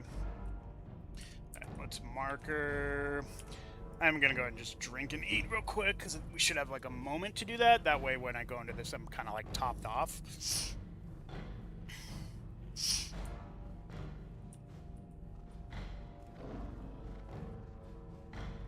I'm gonna get a little bit of energy before engaging this guy. Okay, never mind.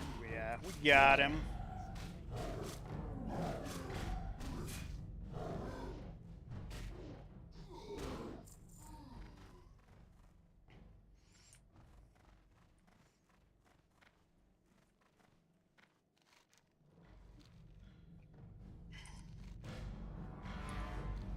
What is this? Scepter of Light give? Just money? Some silver?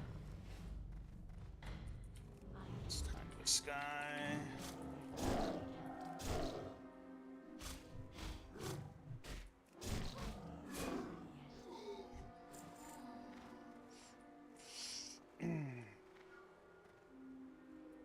Alright, I'm gonna go ahead and just do some of this stuff.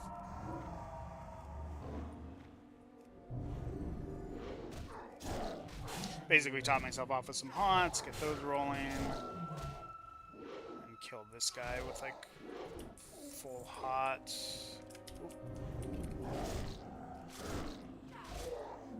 I always get worried sometimes the escorts will like ignore you if you pull a mob like that, like off to the side or whatever. That always like kind of like stresses me out a little bit. I'm like, no, come back. I need you to stay close to me so you don't run like this, like right here. So I need to like, there we go. So we'll let her tank just for a little bit while I finish this one off. Okay, and then this, I should be able to get the threat with just like autos, and she's actually pretty tanky. Okay, there we go. And then we should be at full mana. I'm gonna grab this guy. I don't know if he's gonna aggro or not on her. Finish it off with a ferocious bite or get parried. That too. That's fine. Alright. Then we should be good. Home clear. We can head back, turn... I guess I can wait to turn this in. We can go do this. Get the Carnival Shipwreck. Maybe? Actually, you could probably go do, like, this, like, the Centaur grinding. Because it should have two quests, right? I should have Centaur Bounty, which is the ears, and then I should also have the Politics one, which, I don't know why. I always do this one. I don't know if that's the right one. I know there's different quest lines. But that's just the one I always end up doing, so... Yeah, let's just go do Centaurs, and then that way we've got, like, a bunch of quests we kind of have queued up we can turn in. And then doing these should... The grinding might get me to 36, it might not, but the quests for sure after the grinding will get me to 36. And then I'll probably port to Moonglade, train Druid spells, go grab the items I have waiting in my, the items I have waiting in my bank, because I've got, like, some good item upgrades. So we can grab those from Darn, and then we can, like, fly back down to Desolace.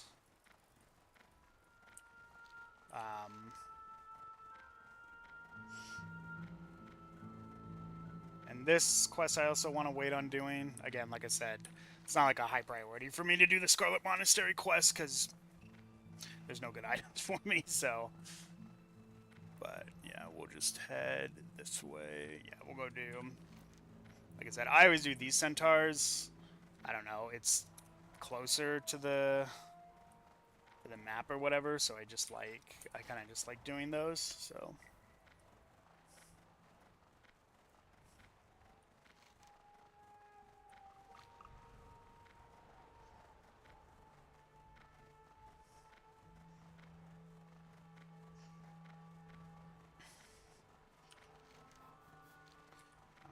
Also need to kill some scorpions as well. That's another thing to keep keep an eye out for, but those I can kind of just kill as I'm like going along. I'm trying to remember how you get this bodyguard quest. I think you have to like follow him all the way down to the end down here. So we'll wait on doing that. I think it'll be nice if I'm like 36 before I start doing like some of these quests and some of these higher level quests, basically.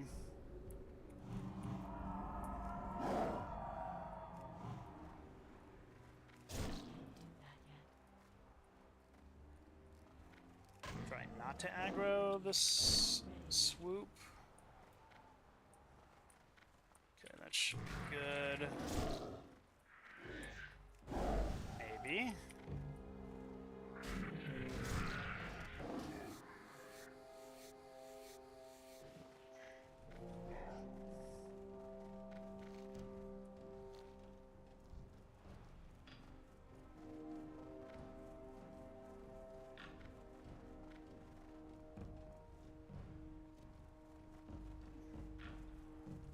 Just gonna kill this thunder lizard.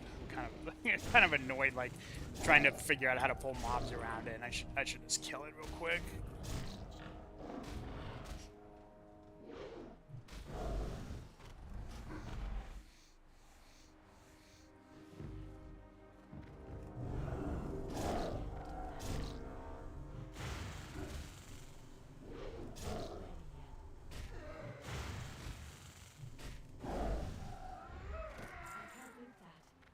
Large knapsack. Ooh, a 12 slaughter. Very nice.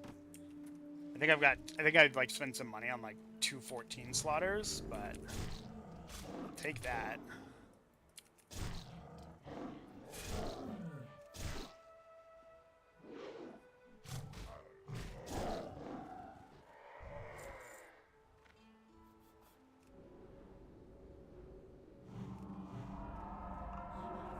It's a scout. Yeah. It's kind of awkward. These guys like. And FYI, if you're ever tanking, this is how you can reposition ranged mobs.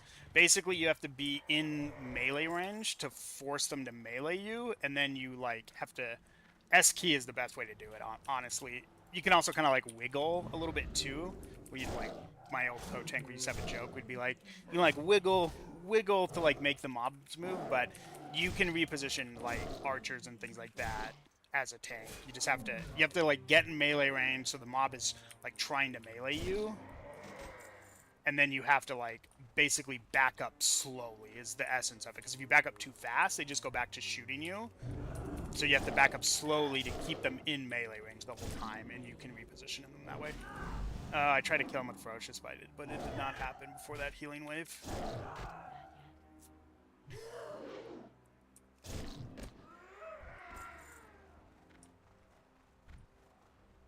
But yeah, so like for example here, if I just like sidestep here, oh, he's actually following me, but he will stop. So see, he stops. He's like, oh, I'm gonna start shooting you again. But if I get back in melee range, now he wants to melee me. So now I can just like slowly back up, and he'll just stay, because basically he's trying to melee me, right? So in order to melee me, he still has to move forward. So it's kind of like a little like trick you can do to reposition range mobs.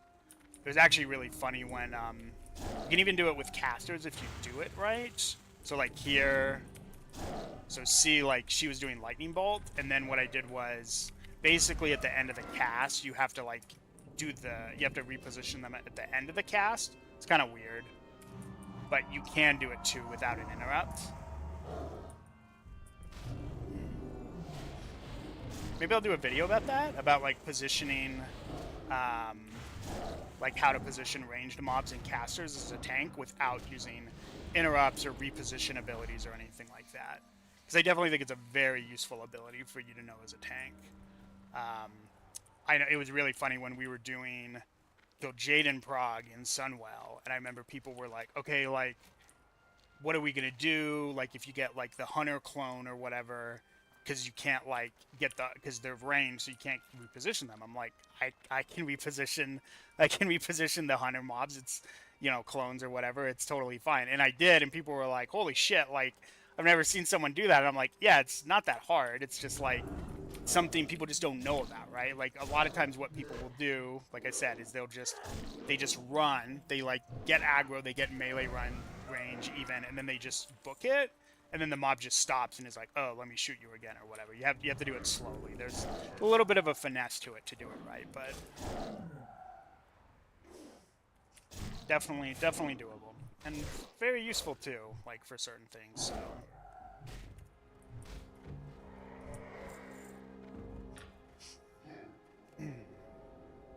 You're gonna get a lot of silk cloth, which is totally fine. I will just convert them into bandages for 4 silver a piece, or the heavy bandages, or whatever it is.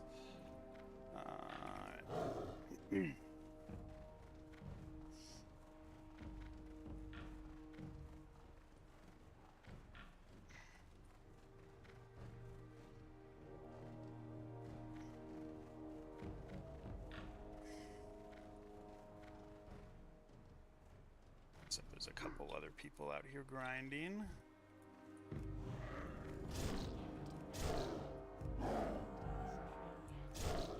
So here, yeah, so my energy's, well, my energy was awkward, but now I'm just gonna claw and then finish off with the 5-point ferocious bite. Alright, where are we at for, I only have 2 ears. I feel like these mobs drop less ears than these mobs, so usually what I think I do is I think I just grind here until my rep gets to what I need it to be. And then when my rep is where I need it to be for the quests, I will basically go back up here and just kill these centaurs, because I think these centaurs drop more ears than like these ones, but these mobs don't give you rep, and these ones do, and then these ones over here do too, but...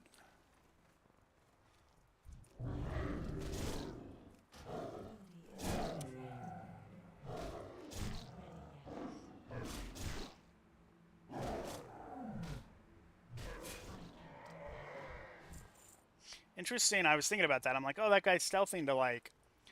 I've thought about, like, doing stealth to, like, Ravage, because Ravage does a shit ton of energy, but he raked him. I'm like, there's no reason to stealth if you're just gonna rake.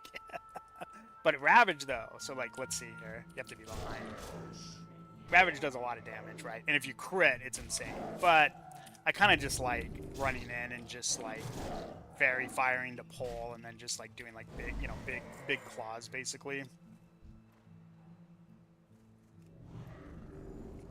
I think it's just faster to do that, because, I mean, going into stealth, like, slows you down, right? So I think it's better just to go, like, mob to mob, like, just as quickly as you can. There's definitely spots where it's good to stealth and use, like, a big opener, like Ravage.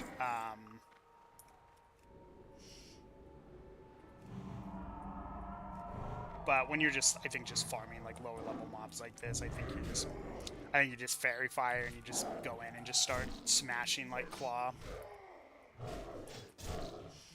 And again, like I said, rake may be worth it.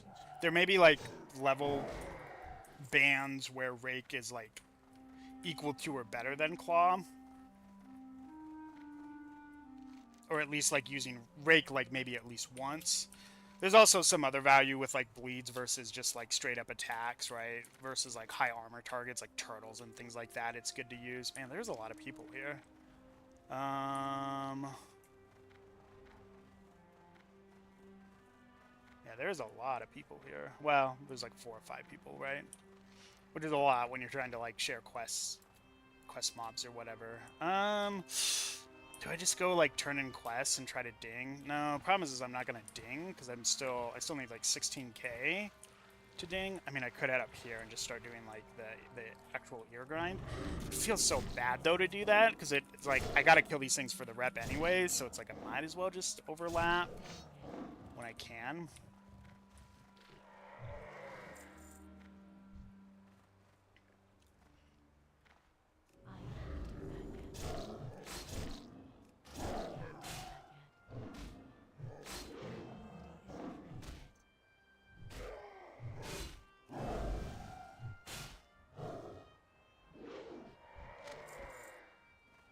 How's our bags looking? Getting a little full. It's okay.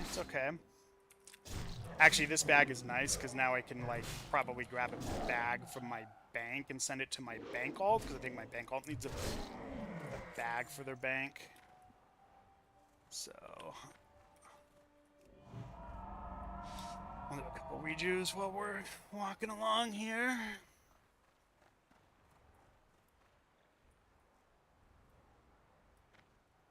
And one more. Travel form.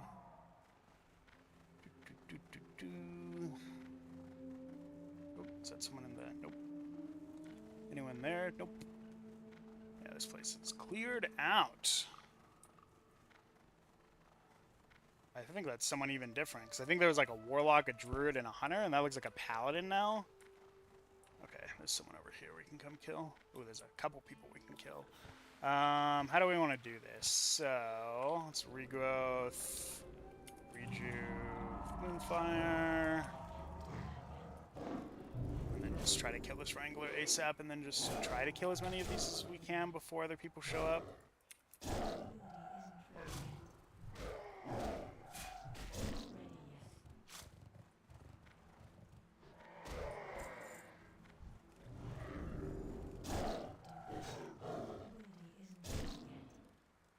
Trying to remember if Rake was bad in TBC or not. God, I can't remember. It's been like forever. So I legit can't remember if like Rake was like a bad ability in TBC if you never press it. I know like Shred is most of your damage.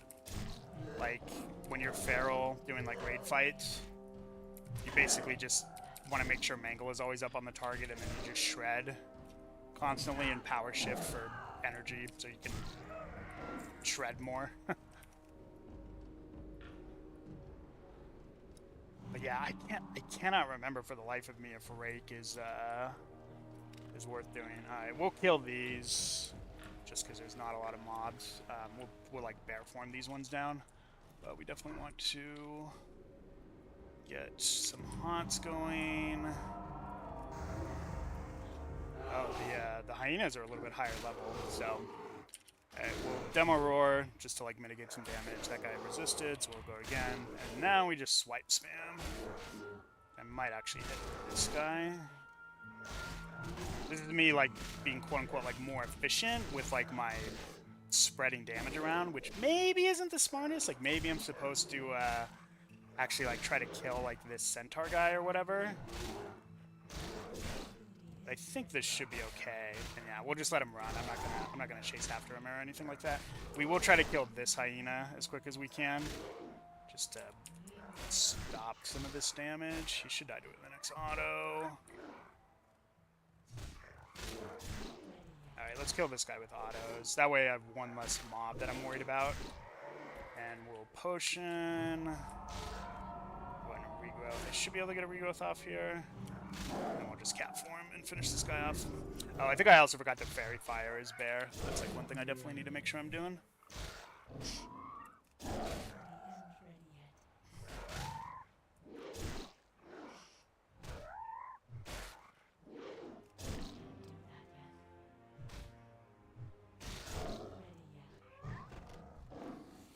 Don't know if that was worth doing.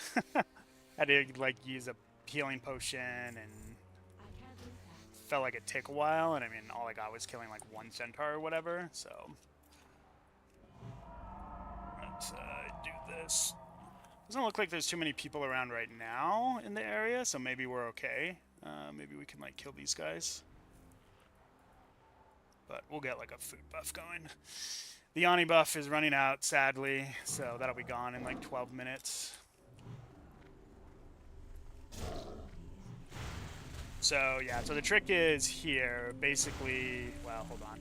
You have to wait like for the end of their cast? No, except I think they changed like their casting heuristic or whatever, however you want to call it. And obviously when they're out of mana and they're like, you could see it was like, I think I'm supposed to cast here, and it like couldn't cast. What is this? Mauler? Okay, we should be able to kill this. The caster thing is a little bit trickier than like the archer thing. Archers are easy to reposition, honestly. Casters are a little bit trickier because you have to, again, it's more of a timing thing, whereas like archers, it's literally just a positioning thing. It's just, you know, stand in the one spot or whatever. Should have enough to do this.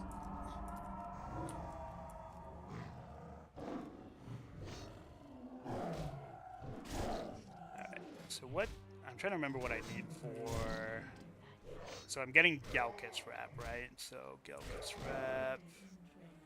Do I have to be friendly? God, I cannot remember. I think you just have to go to the next level. So 500 takes 5 to get 100. 500 times 5. So I think I need to kill like 25 more centaurs, I believe, is the number, how it breaks down.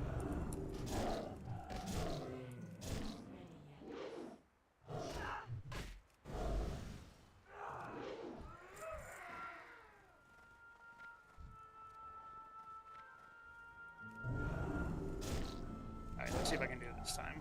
Yep, see, so like right there, like end of the casts, and basically because it like clips their casting, the mob is like trying to melee me, and so since it's trying to melee me, then I back up, and then I am able to reposition the mob without it casting again. It's tricky, because you have to wait for the end of the cast in order to do that.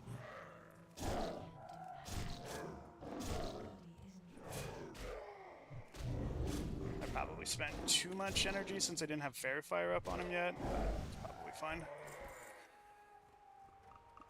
Yeah, I'm looking forward to better regrowth, because I don't really like using Healing Touch between pulls. It's like slow, and I like to go into like the next pull with like regrowth running. Like I want regrowth running, right? But when it's like a lot weaker, it's not as appealing. So let's finish this guy off with autos. Did I do the math on that right? So it's 5 for 100, and I need 500, right? So I need 5. Yeah, and it's 5 times 5 basically is what it comes out to. So yes, pretty sure my numbers are right there. And again, like I said, I probably won't get all the gears I need, so I'll probably just have to finish off with like Kolkar Centaurs up north. It's a kind of a tongue twister.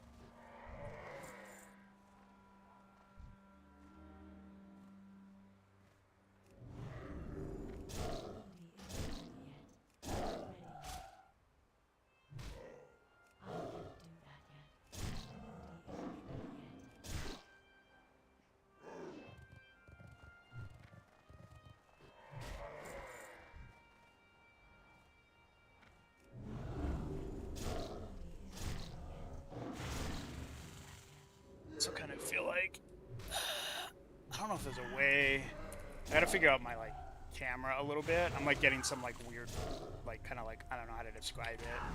Basically like it feels like I'm kind of like cutting in and out. Let me actually take a look and see. I think it has to do a little bit with this background. Let's see, settings, general, video. No, it's not. It's not going to be in settings. It's in, what do they call it? It's like visual background and effects. So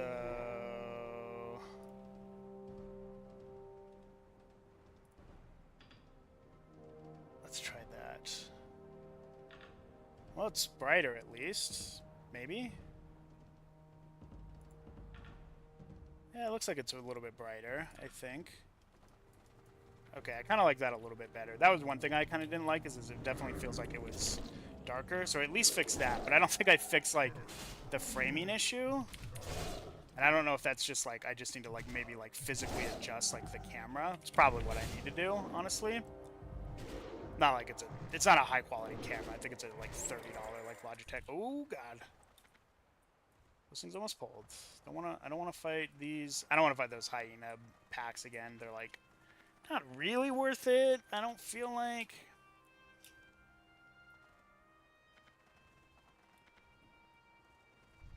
Alright, where are we at on rep?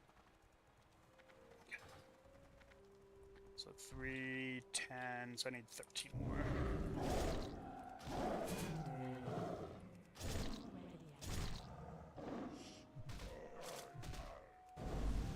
Ooh, I am excited for more gear though, 100%, because I think that's going to be a really big jump in my like damage. Should be. Although, like, I'm losing, you know, the Rallying Cry of the Dragon Slayer, so it's going to be a big drop in my damage.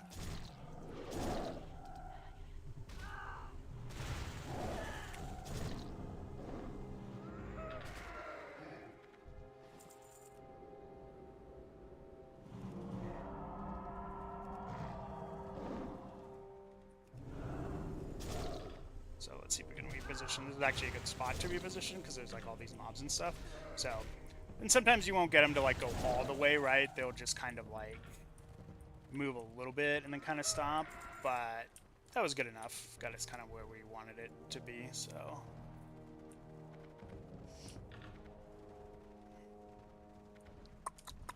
I'm just gonna kill this Thunder Lizard. Because these things don't aggro yet, because I'm not like hated with them yet, so. They don't like me, but they still won't like aggro on me.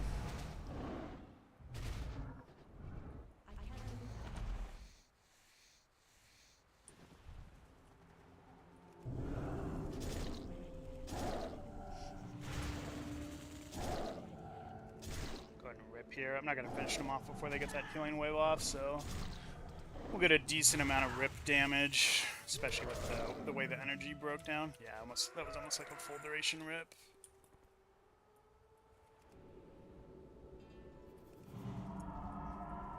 Should be able to attack this guy.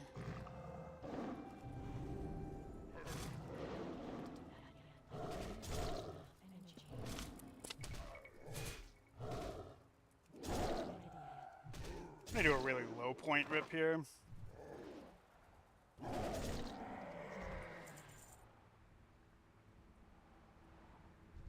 kill this Thunder Lizard after my net falls off.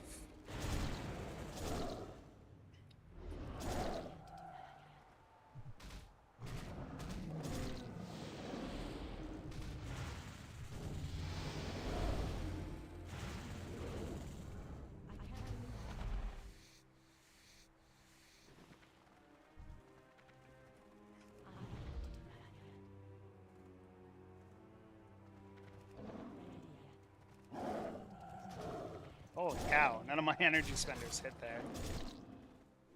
It's pretty annoying. I feel like this guy should already be dead, but he took a shit ton of melee damage, right? So it kind of ended up being fine.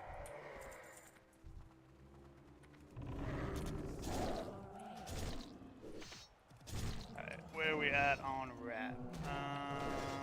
Okay, so 8 more, I think.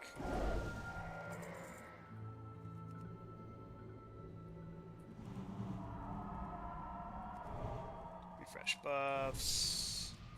Like this guy with Moonfire.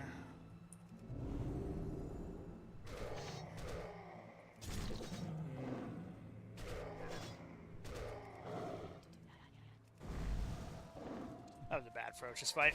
Did less damage than Claw. We might get all the ears we need just from the rep farming. A lot of times I play a human, so human you get the rep bump, so then like when I come here it's like it doesn't take as long to do the rep grind, right? Because you're getting a little bit more rep per kill. So might end up finishing off the ear, which would be perfect, like right at the end here.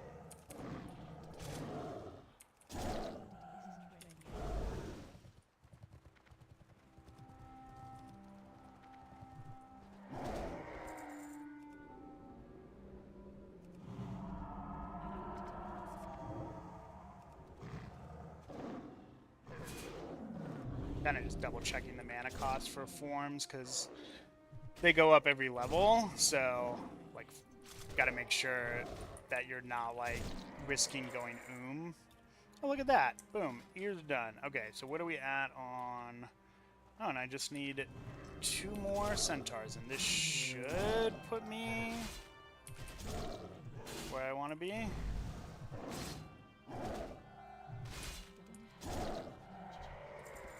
One more, right? Yep. I think this should be good. I think.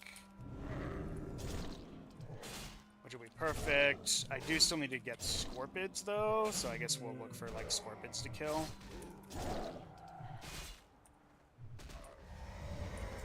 Boom. There we go. Friendly with Galkus, which should now complete Strange Alliance. Yes. Okay, cool. So we're done here. Literally right as our Ani buff is about to wear off, but I do need scorpions, so I guess this area might be the best, because they should be a little bit lower level too. Like, I could come over here, but I think these are like... Yeah, these mobs are like in their 40s and stuff, like high 30s, like low 40, so don't really want to fight those right now, especially since I'm only 35. So we'll head up here, and we'll look for some scorpions to kind of grind on. And then we'll, like, turn this stuff in. That'll ding us for sure. These quests up here, I don't think I need to turn these in yet. We'll kind of do, like, a drive-by questing after going in, picking up more stuff. Or after Hearthing, getting items, getting spells, all that kind of stuff. Also need to clear out my bags. My bags are pretty full. Be fair, some of it is... are like quest items and things, so alright, let's keep our eye out for any scorpions. Not seeing any. Yeah, I think we'll just head up here, and I think this will be like a good little grinding spot, or like to run around and find them. I mean, I am gonna end up coming back, so I can also like not necessarily complete this quest right now, but I kind of just want to get it out of the way and get it done.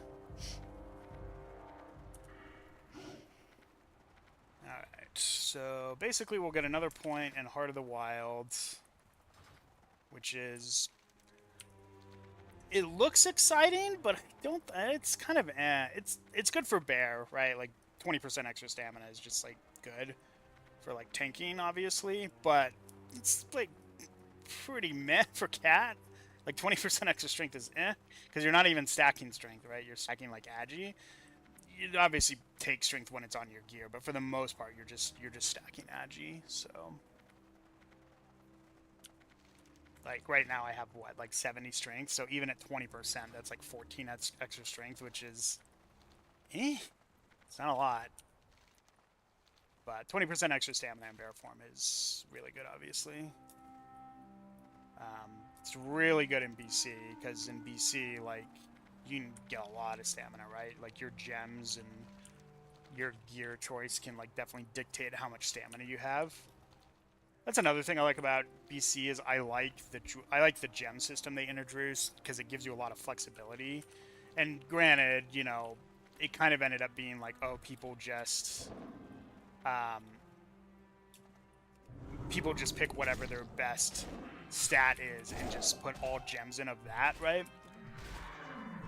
But honestly, for tanking, it was kind of a thing where you could flex like your gems. And I know for Bear Druid, that is definitely 100% a thing that you'll have, you know, early on you'll probably gem just all like straight stamina just to have the raw HP for the survivability. But then as you get geared up, you'll end up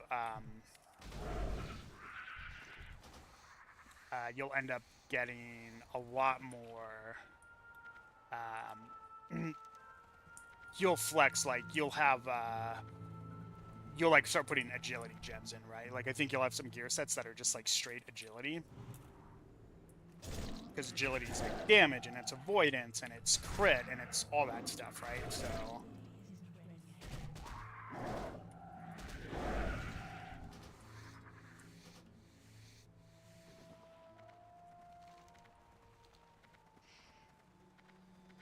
So I do kind of like that, like kind of flexibility that you get. I need scorpions. I don't, I don't need basilisks or hyenas or satyrs. I just need scorpions. I Maybe there's some, like, up over here. Okay, there's one.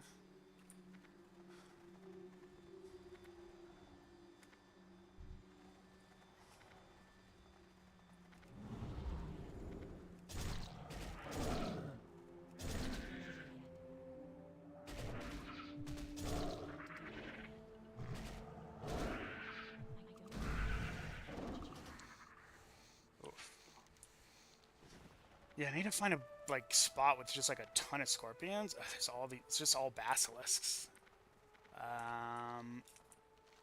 Is it like up here maybe? Okay, there's one. And there's another one. Nice. I'm gonna rip here. I don't think it's a super high value rip. Yeah, that was not a great rip. Rain color Mitts of the Whale, Spirit Stamina. It's probably fine for a priest, but I'm probably just gonna end up vendoring it.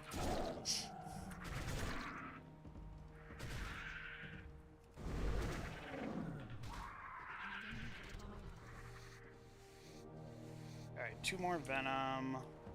I actually thought the Kodo stuff would take longer than this, but I'm guessing the H Kodo hide is like 100% drop rate from that mob.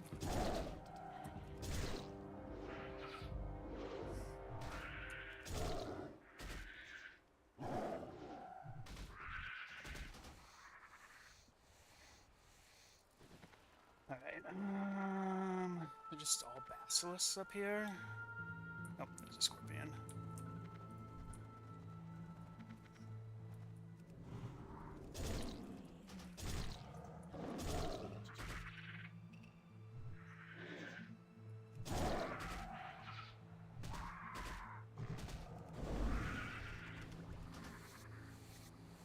Rain collar Pants of the Eagle. Inch stamina. Alright, we need 1 more Venom. Maybe there's a guy up here. I'm just gonna kill this basilisk. Oh yeah, there's a couple scorpions over there. Water's almost empty. Might want to grab a refill here.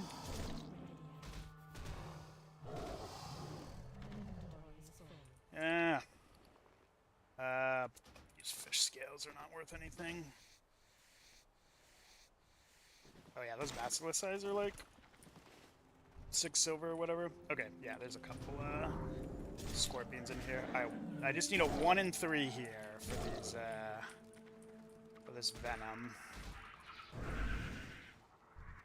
All right, nice. Okay, and then definitely want to head back. I definitely need to empty my bags here. Alright, very cool. So what do we have left? Ghost of Plasm, that's like a higher level one. You have to like come down here to do that. That I think is a early Mara quest, so I don't want to do that. Bone Collector's like kind of high level. I could probably do it, but I don't want to right now, I don't think. This I want to wait on doing too, but I do want to like probably do these.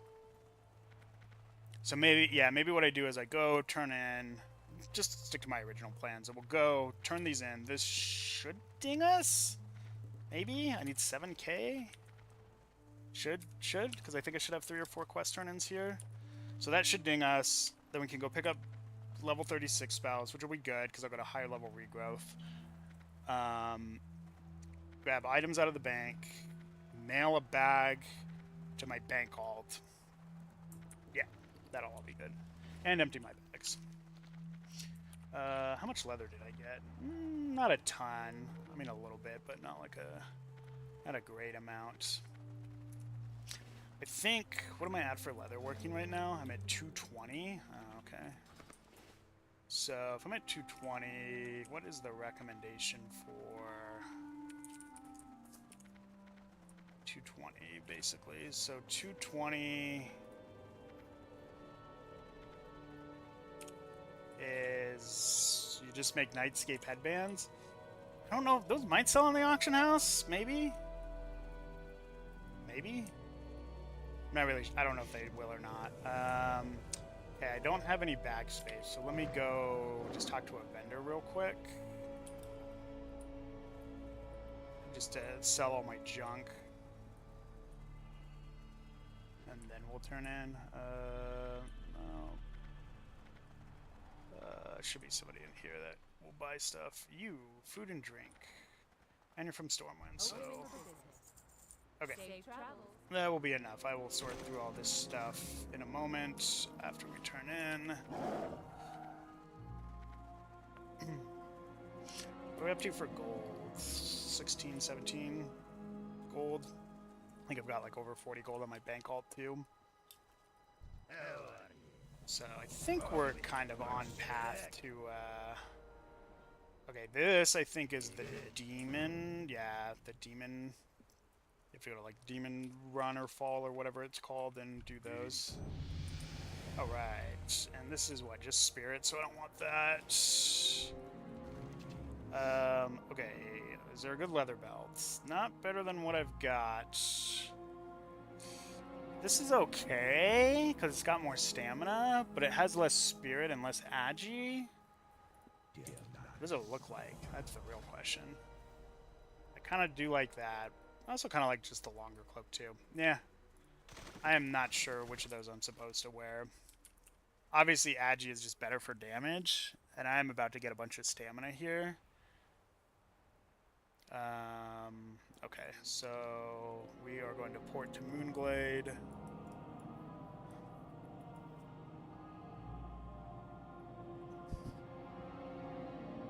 Fly to Darnassus.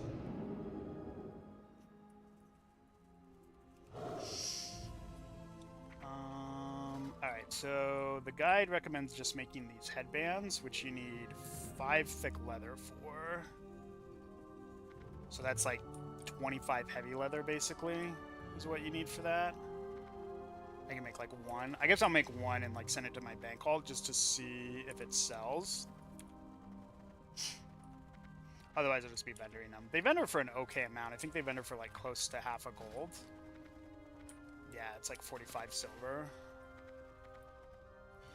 So the vendor price isn't awful on them, but obviously it's still, I'm pretty sure it's still a pretty big, like, loss. Like, I think I probably lose like close to 2 gold maybe on a craft compared to what I could sell the thick leather for versus just vendoring. Like, vendoring the helm, I'm pretty sure you lose like a good chunk of gold. But if maybe they auction for like a little bit, then maybe it's fine, but probably not. Usually I think crafted items like that that are commonly crafted usually don't. You can probably sell them for more than the vendor price on the auction house, but I definitely do not think you can sell them for an equal cost of the materials. I think you just have to eat the cost of like the crafting materials for making those.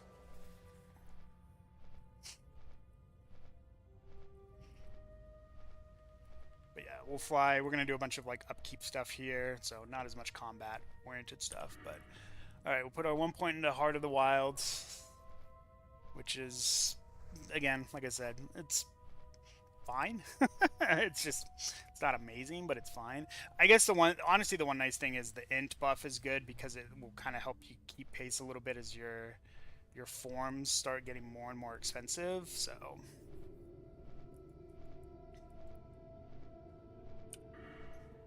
that is 1 plus, I think, of like getting Heart of the Wilds.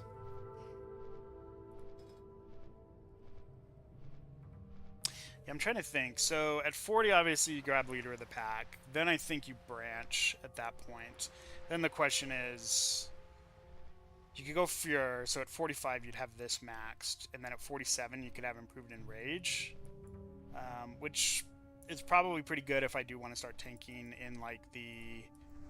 like more, like being more aggressive with trying to find groups for tanking. Like maybe like Sunken Temple groups. Or like Blackrock Depths groups in like the low 50s. I don't know how many groups of those are going on, considering that we're like several phases in at this point. Like a lot of people might just be doing like Zul'Gurub and like Alterac Valley grinding. I'm also still not entirely familiar with the honor system in vanilla. I know it in TBC. TBC is pretty easy. You just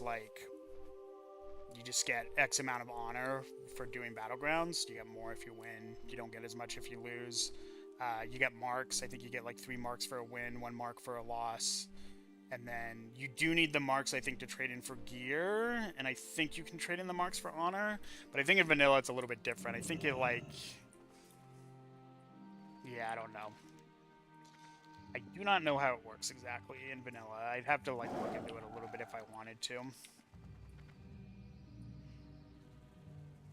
So, alright, so first things first, let's grab... Alright, we're close to the bank, so we'll grab items first. I want to buy like a few greater healing potions too, and then I can clear out these like lower healing potions. Okay, so this, and then I also want these heavy armor kits, because I'm going to be swapping this out. Finally replaced Tunic of Westfall. Had this for about 15 levels. Pretty good item overall. Alright, and then we'll return this. Oh, and I do need to get a bag and send it to... So we'll do this to replace this small brown pouch. We'll send that to my bank alt. What else do I want to send to my bank alt?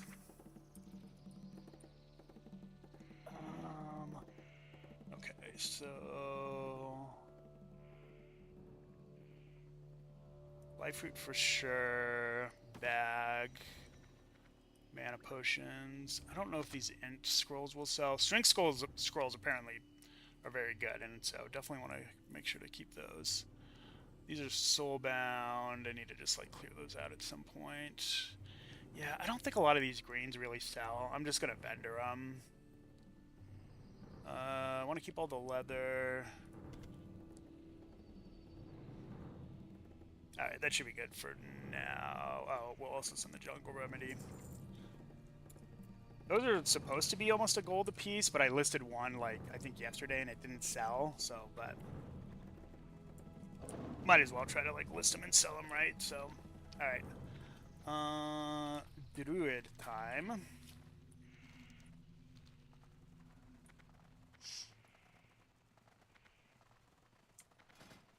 So how are we looking now? Look at that, boom. 135 agility. That's thanks to this and this. A little bit more stamina, not a ton, but we are at like 100 stamina. Yeah, I wonder if I'm supposed to just wear this cloak. Just for like the extra stamina. Spirit's good though, and like the more agility is good. I'm gonna go with this for now. Maybe I'll just keep this in my bank. I mean, it's really close though. At some point I'll get a cloak that'll just be like better than all of them, right? So it won't really matter. Okay, don't think I need any of these. I could grab Soothe Animal at some point, but I don't think I'm gonna worry about that. Alright, I'm not gonna grab Ray because I haven't been using it. I'm not gonna grab Pounce either. That's like more for PvP stuff, and I'm obviously on a PvE server. I don't need Tiger's Fury. I don't think you want that. I definitely want Regrowth. And I do want Frenzied Regen. And I think that's it. So not a ton of stuff. Honestly, I think the biggest one is just getting Regrowth. Like a better level of Regrowth. I think it's kind of the biggest thing here. Yeah, that's like a really big jump. I do want to put Enraged Regen on my bar. What do I want to put that under? In retail, I just have it, or Frenzied Regen, I just have it as Q.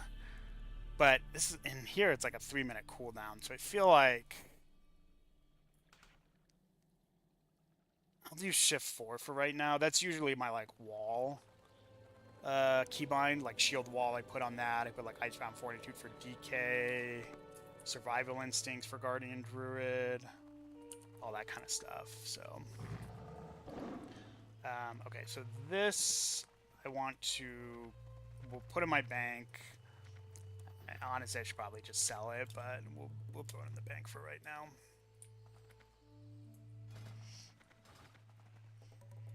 I need a vendor. Like I think all these greens. Oh, I also wanted to make at least one Nightscape headband, which I can definitely do with this thick leather. I guess I could maybe make 2 here. And I'm just gonna like send him wool cloth because I'm just gonna sell that because I don't need that. Okay, we'll throw that in there. I also at some point need to go get my first aid, so maybe I'll do that next. Is doing like first aid stuff. But let's go. Actually, let's do this. Let's go to the leather workers so I can just make some, however many headbands I can make. Oh, I should actually do like a price check on thick leather, right?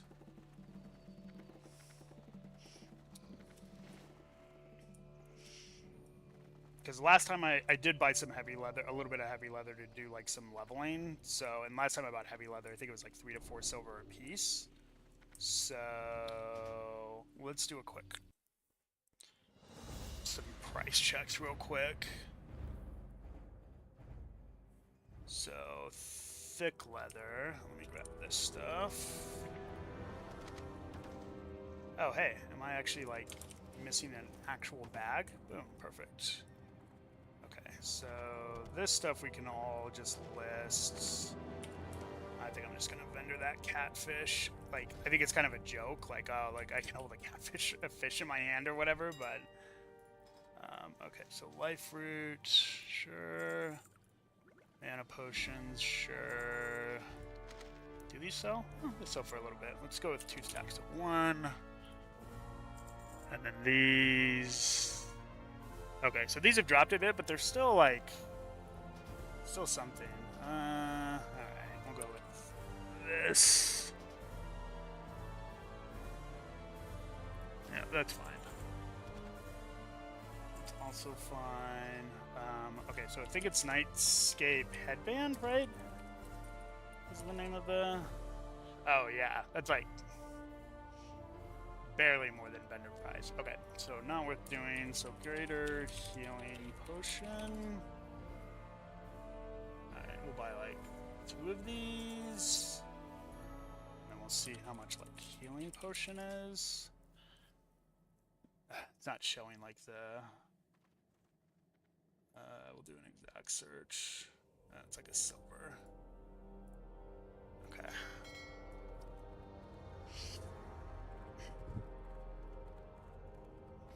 Alright, so I guess, oh, thick leather. Leather is what I wanted to really check the prices on to see if any of that stuff is like worth grabbing or picking up. So thick leather. Oh, damn. Compared to heavy leather. So is this just like low right now?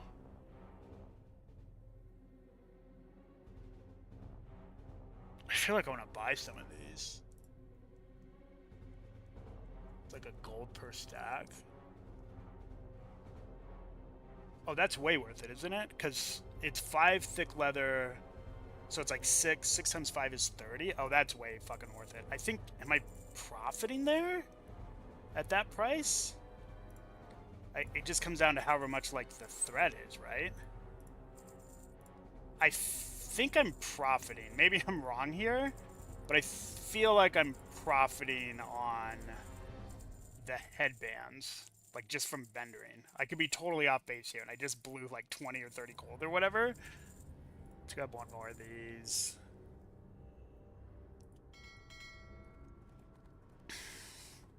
Right? Because it's just 5. I'm doing my math right here. So 6 times 5. Yeah, it's 30 silver for the thick leather. Because if it's 5 thick leather. But I guess it comes down to whatever the heavy silken thread is. But the heavy silken thread would have to be like 10 silver or whatever. So I don't know. We're gonna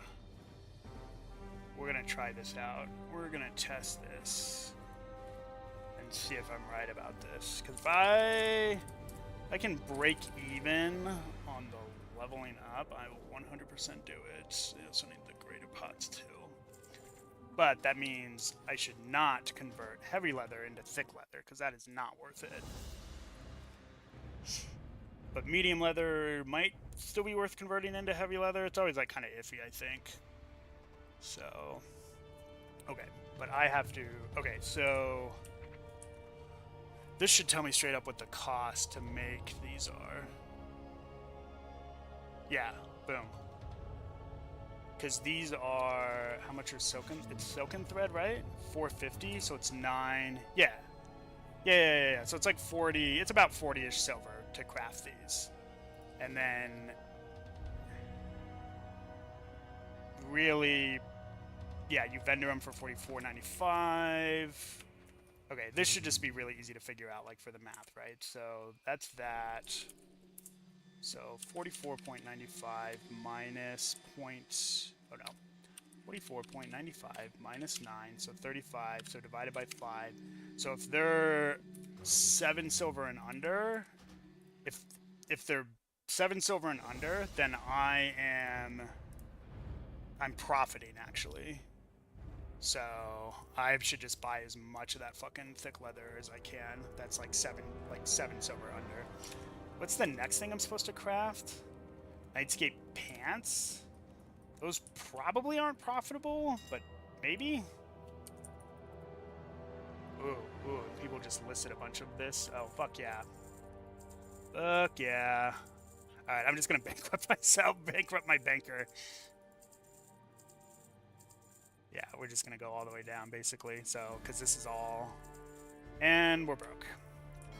And I'm broke. But this is going to take me forever to craft all this stuff, which is totally fine, because I actually do kind of want to take a small break here. So maybe I'll just leave the stream running. I know that's like super boring, but I could just leave the stream running and just have me like crafting or whatever. Super exciting content or whatever. Alright.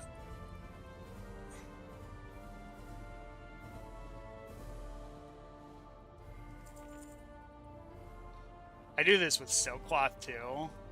Like if I'm like, oh, I'm gonna like go away, if you know I'm gonna get off or whatever, I'm gonna be AFK for a while, I will go and see if like silk cloth is under 2 silver, and then if it is, I just buy a shit ton of it and just sit there and like craft silk bandages. It's not like a super great profit, but if you're AFK anyways, you might as well do it. So okay.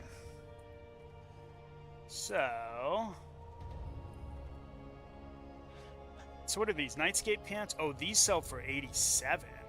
And you need... What do you need for Nightscape pants?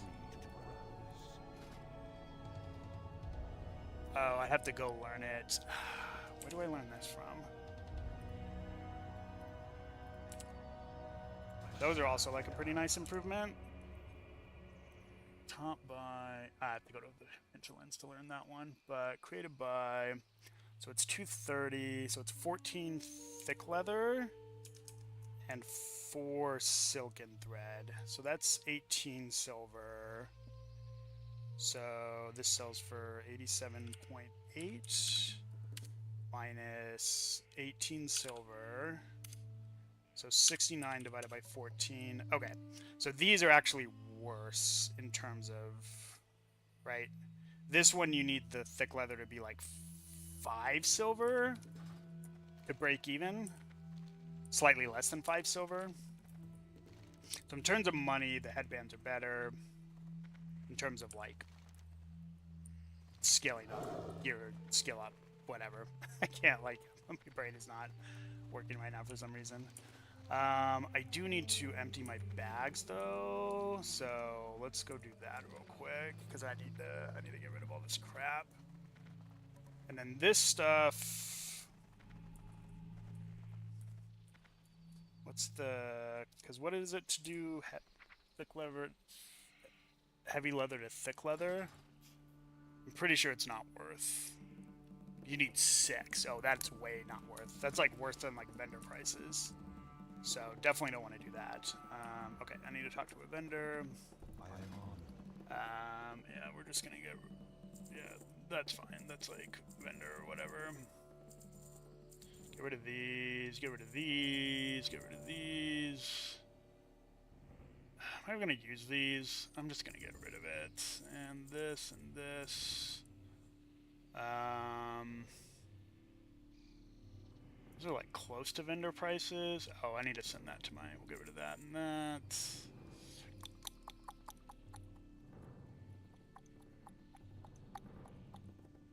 I think we can swap our drinks now. I think I can just start using sweet nectar. So we'll get rid of that. Alright, we're gonna send this. I guess we send this to my banker. Oh, I need to get rid of that too. Wool cloth. We can get rid of wool cloth. Hold on to like the mage weave just for like first aid leveling. Oh, this needs to be vendored too.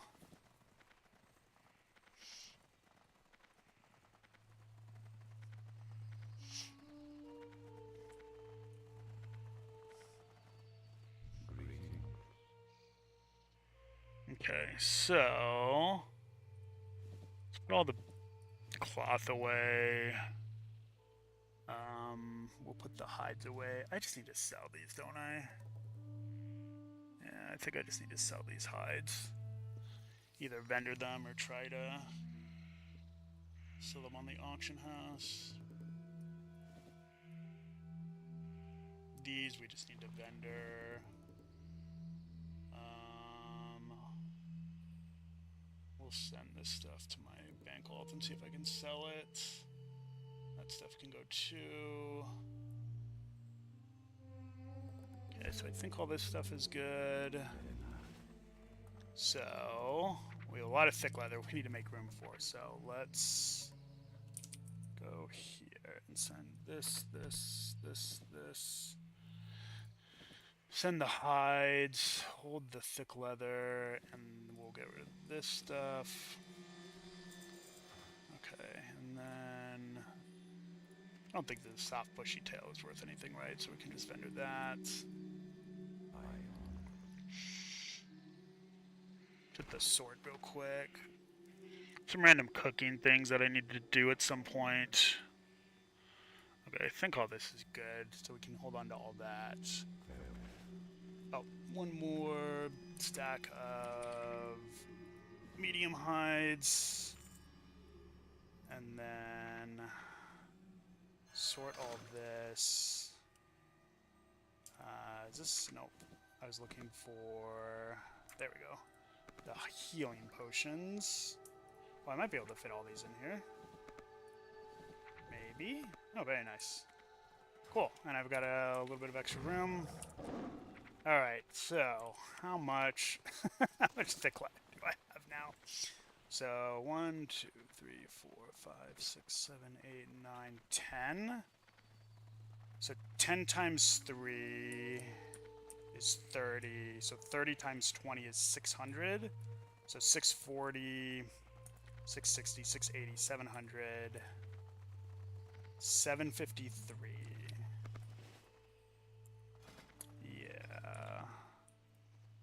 I just need 10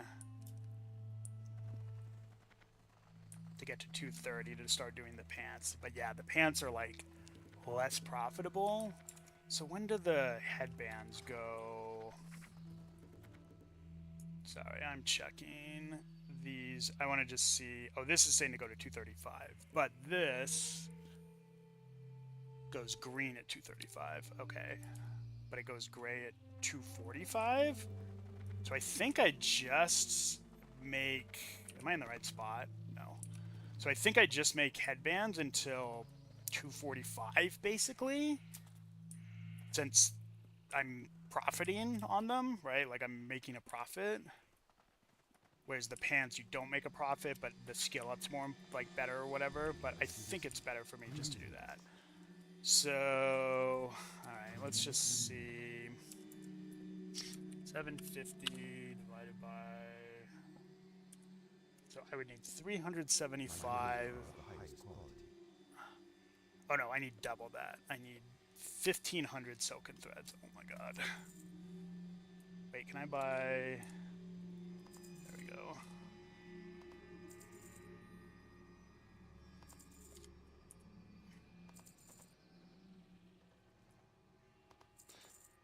I probably need to make sure I've got enough. Okay.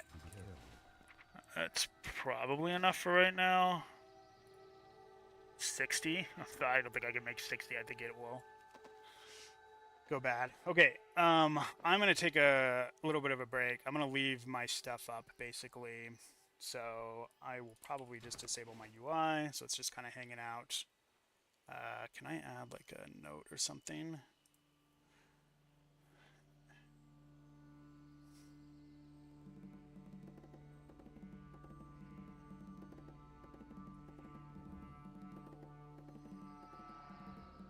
Let's just do texts.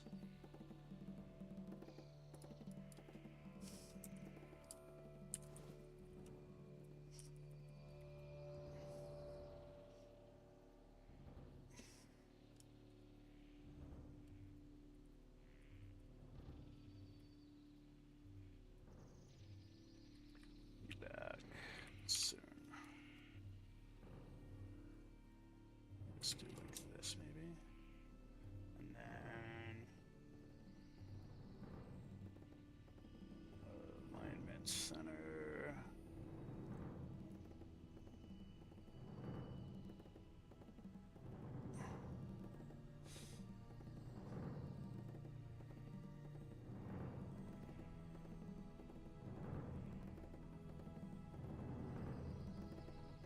Okay, cool.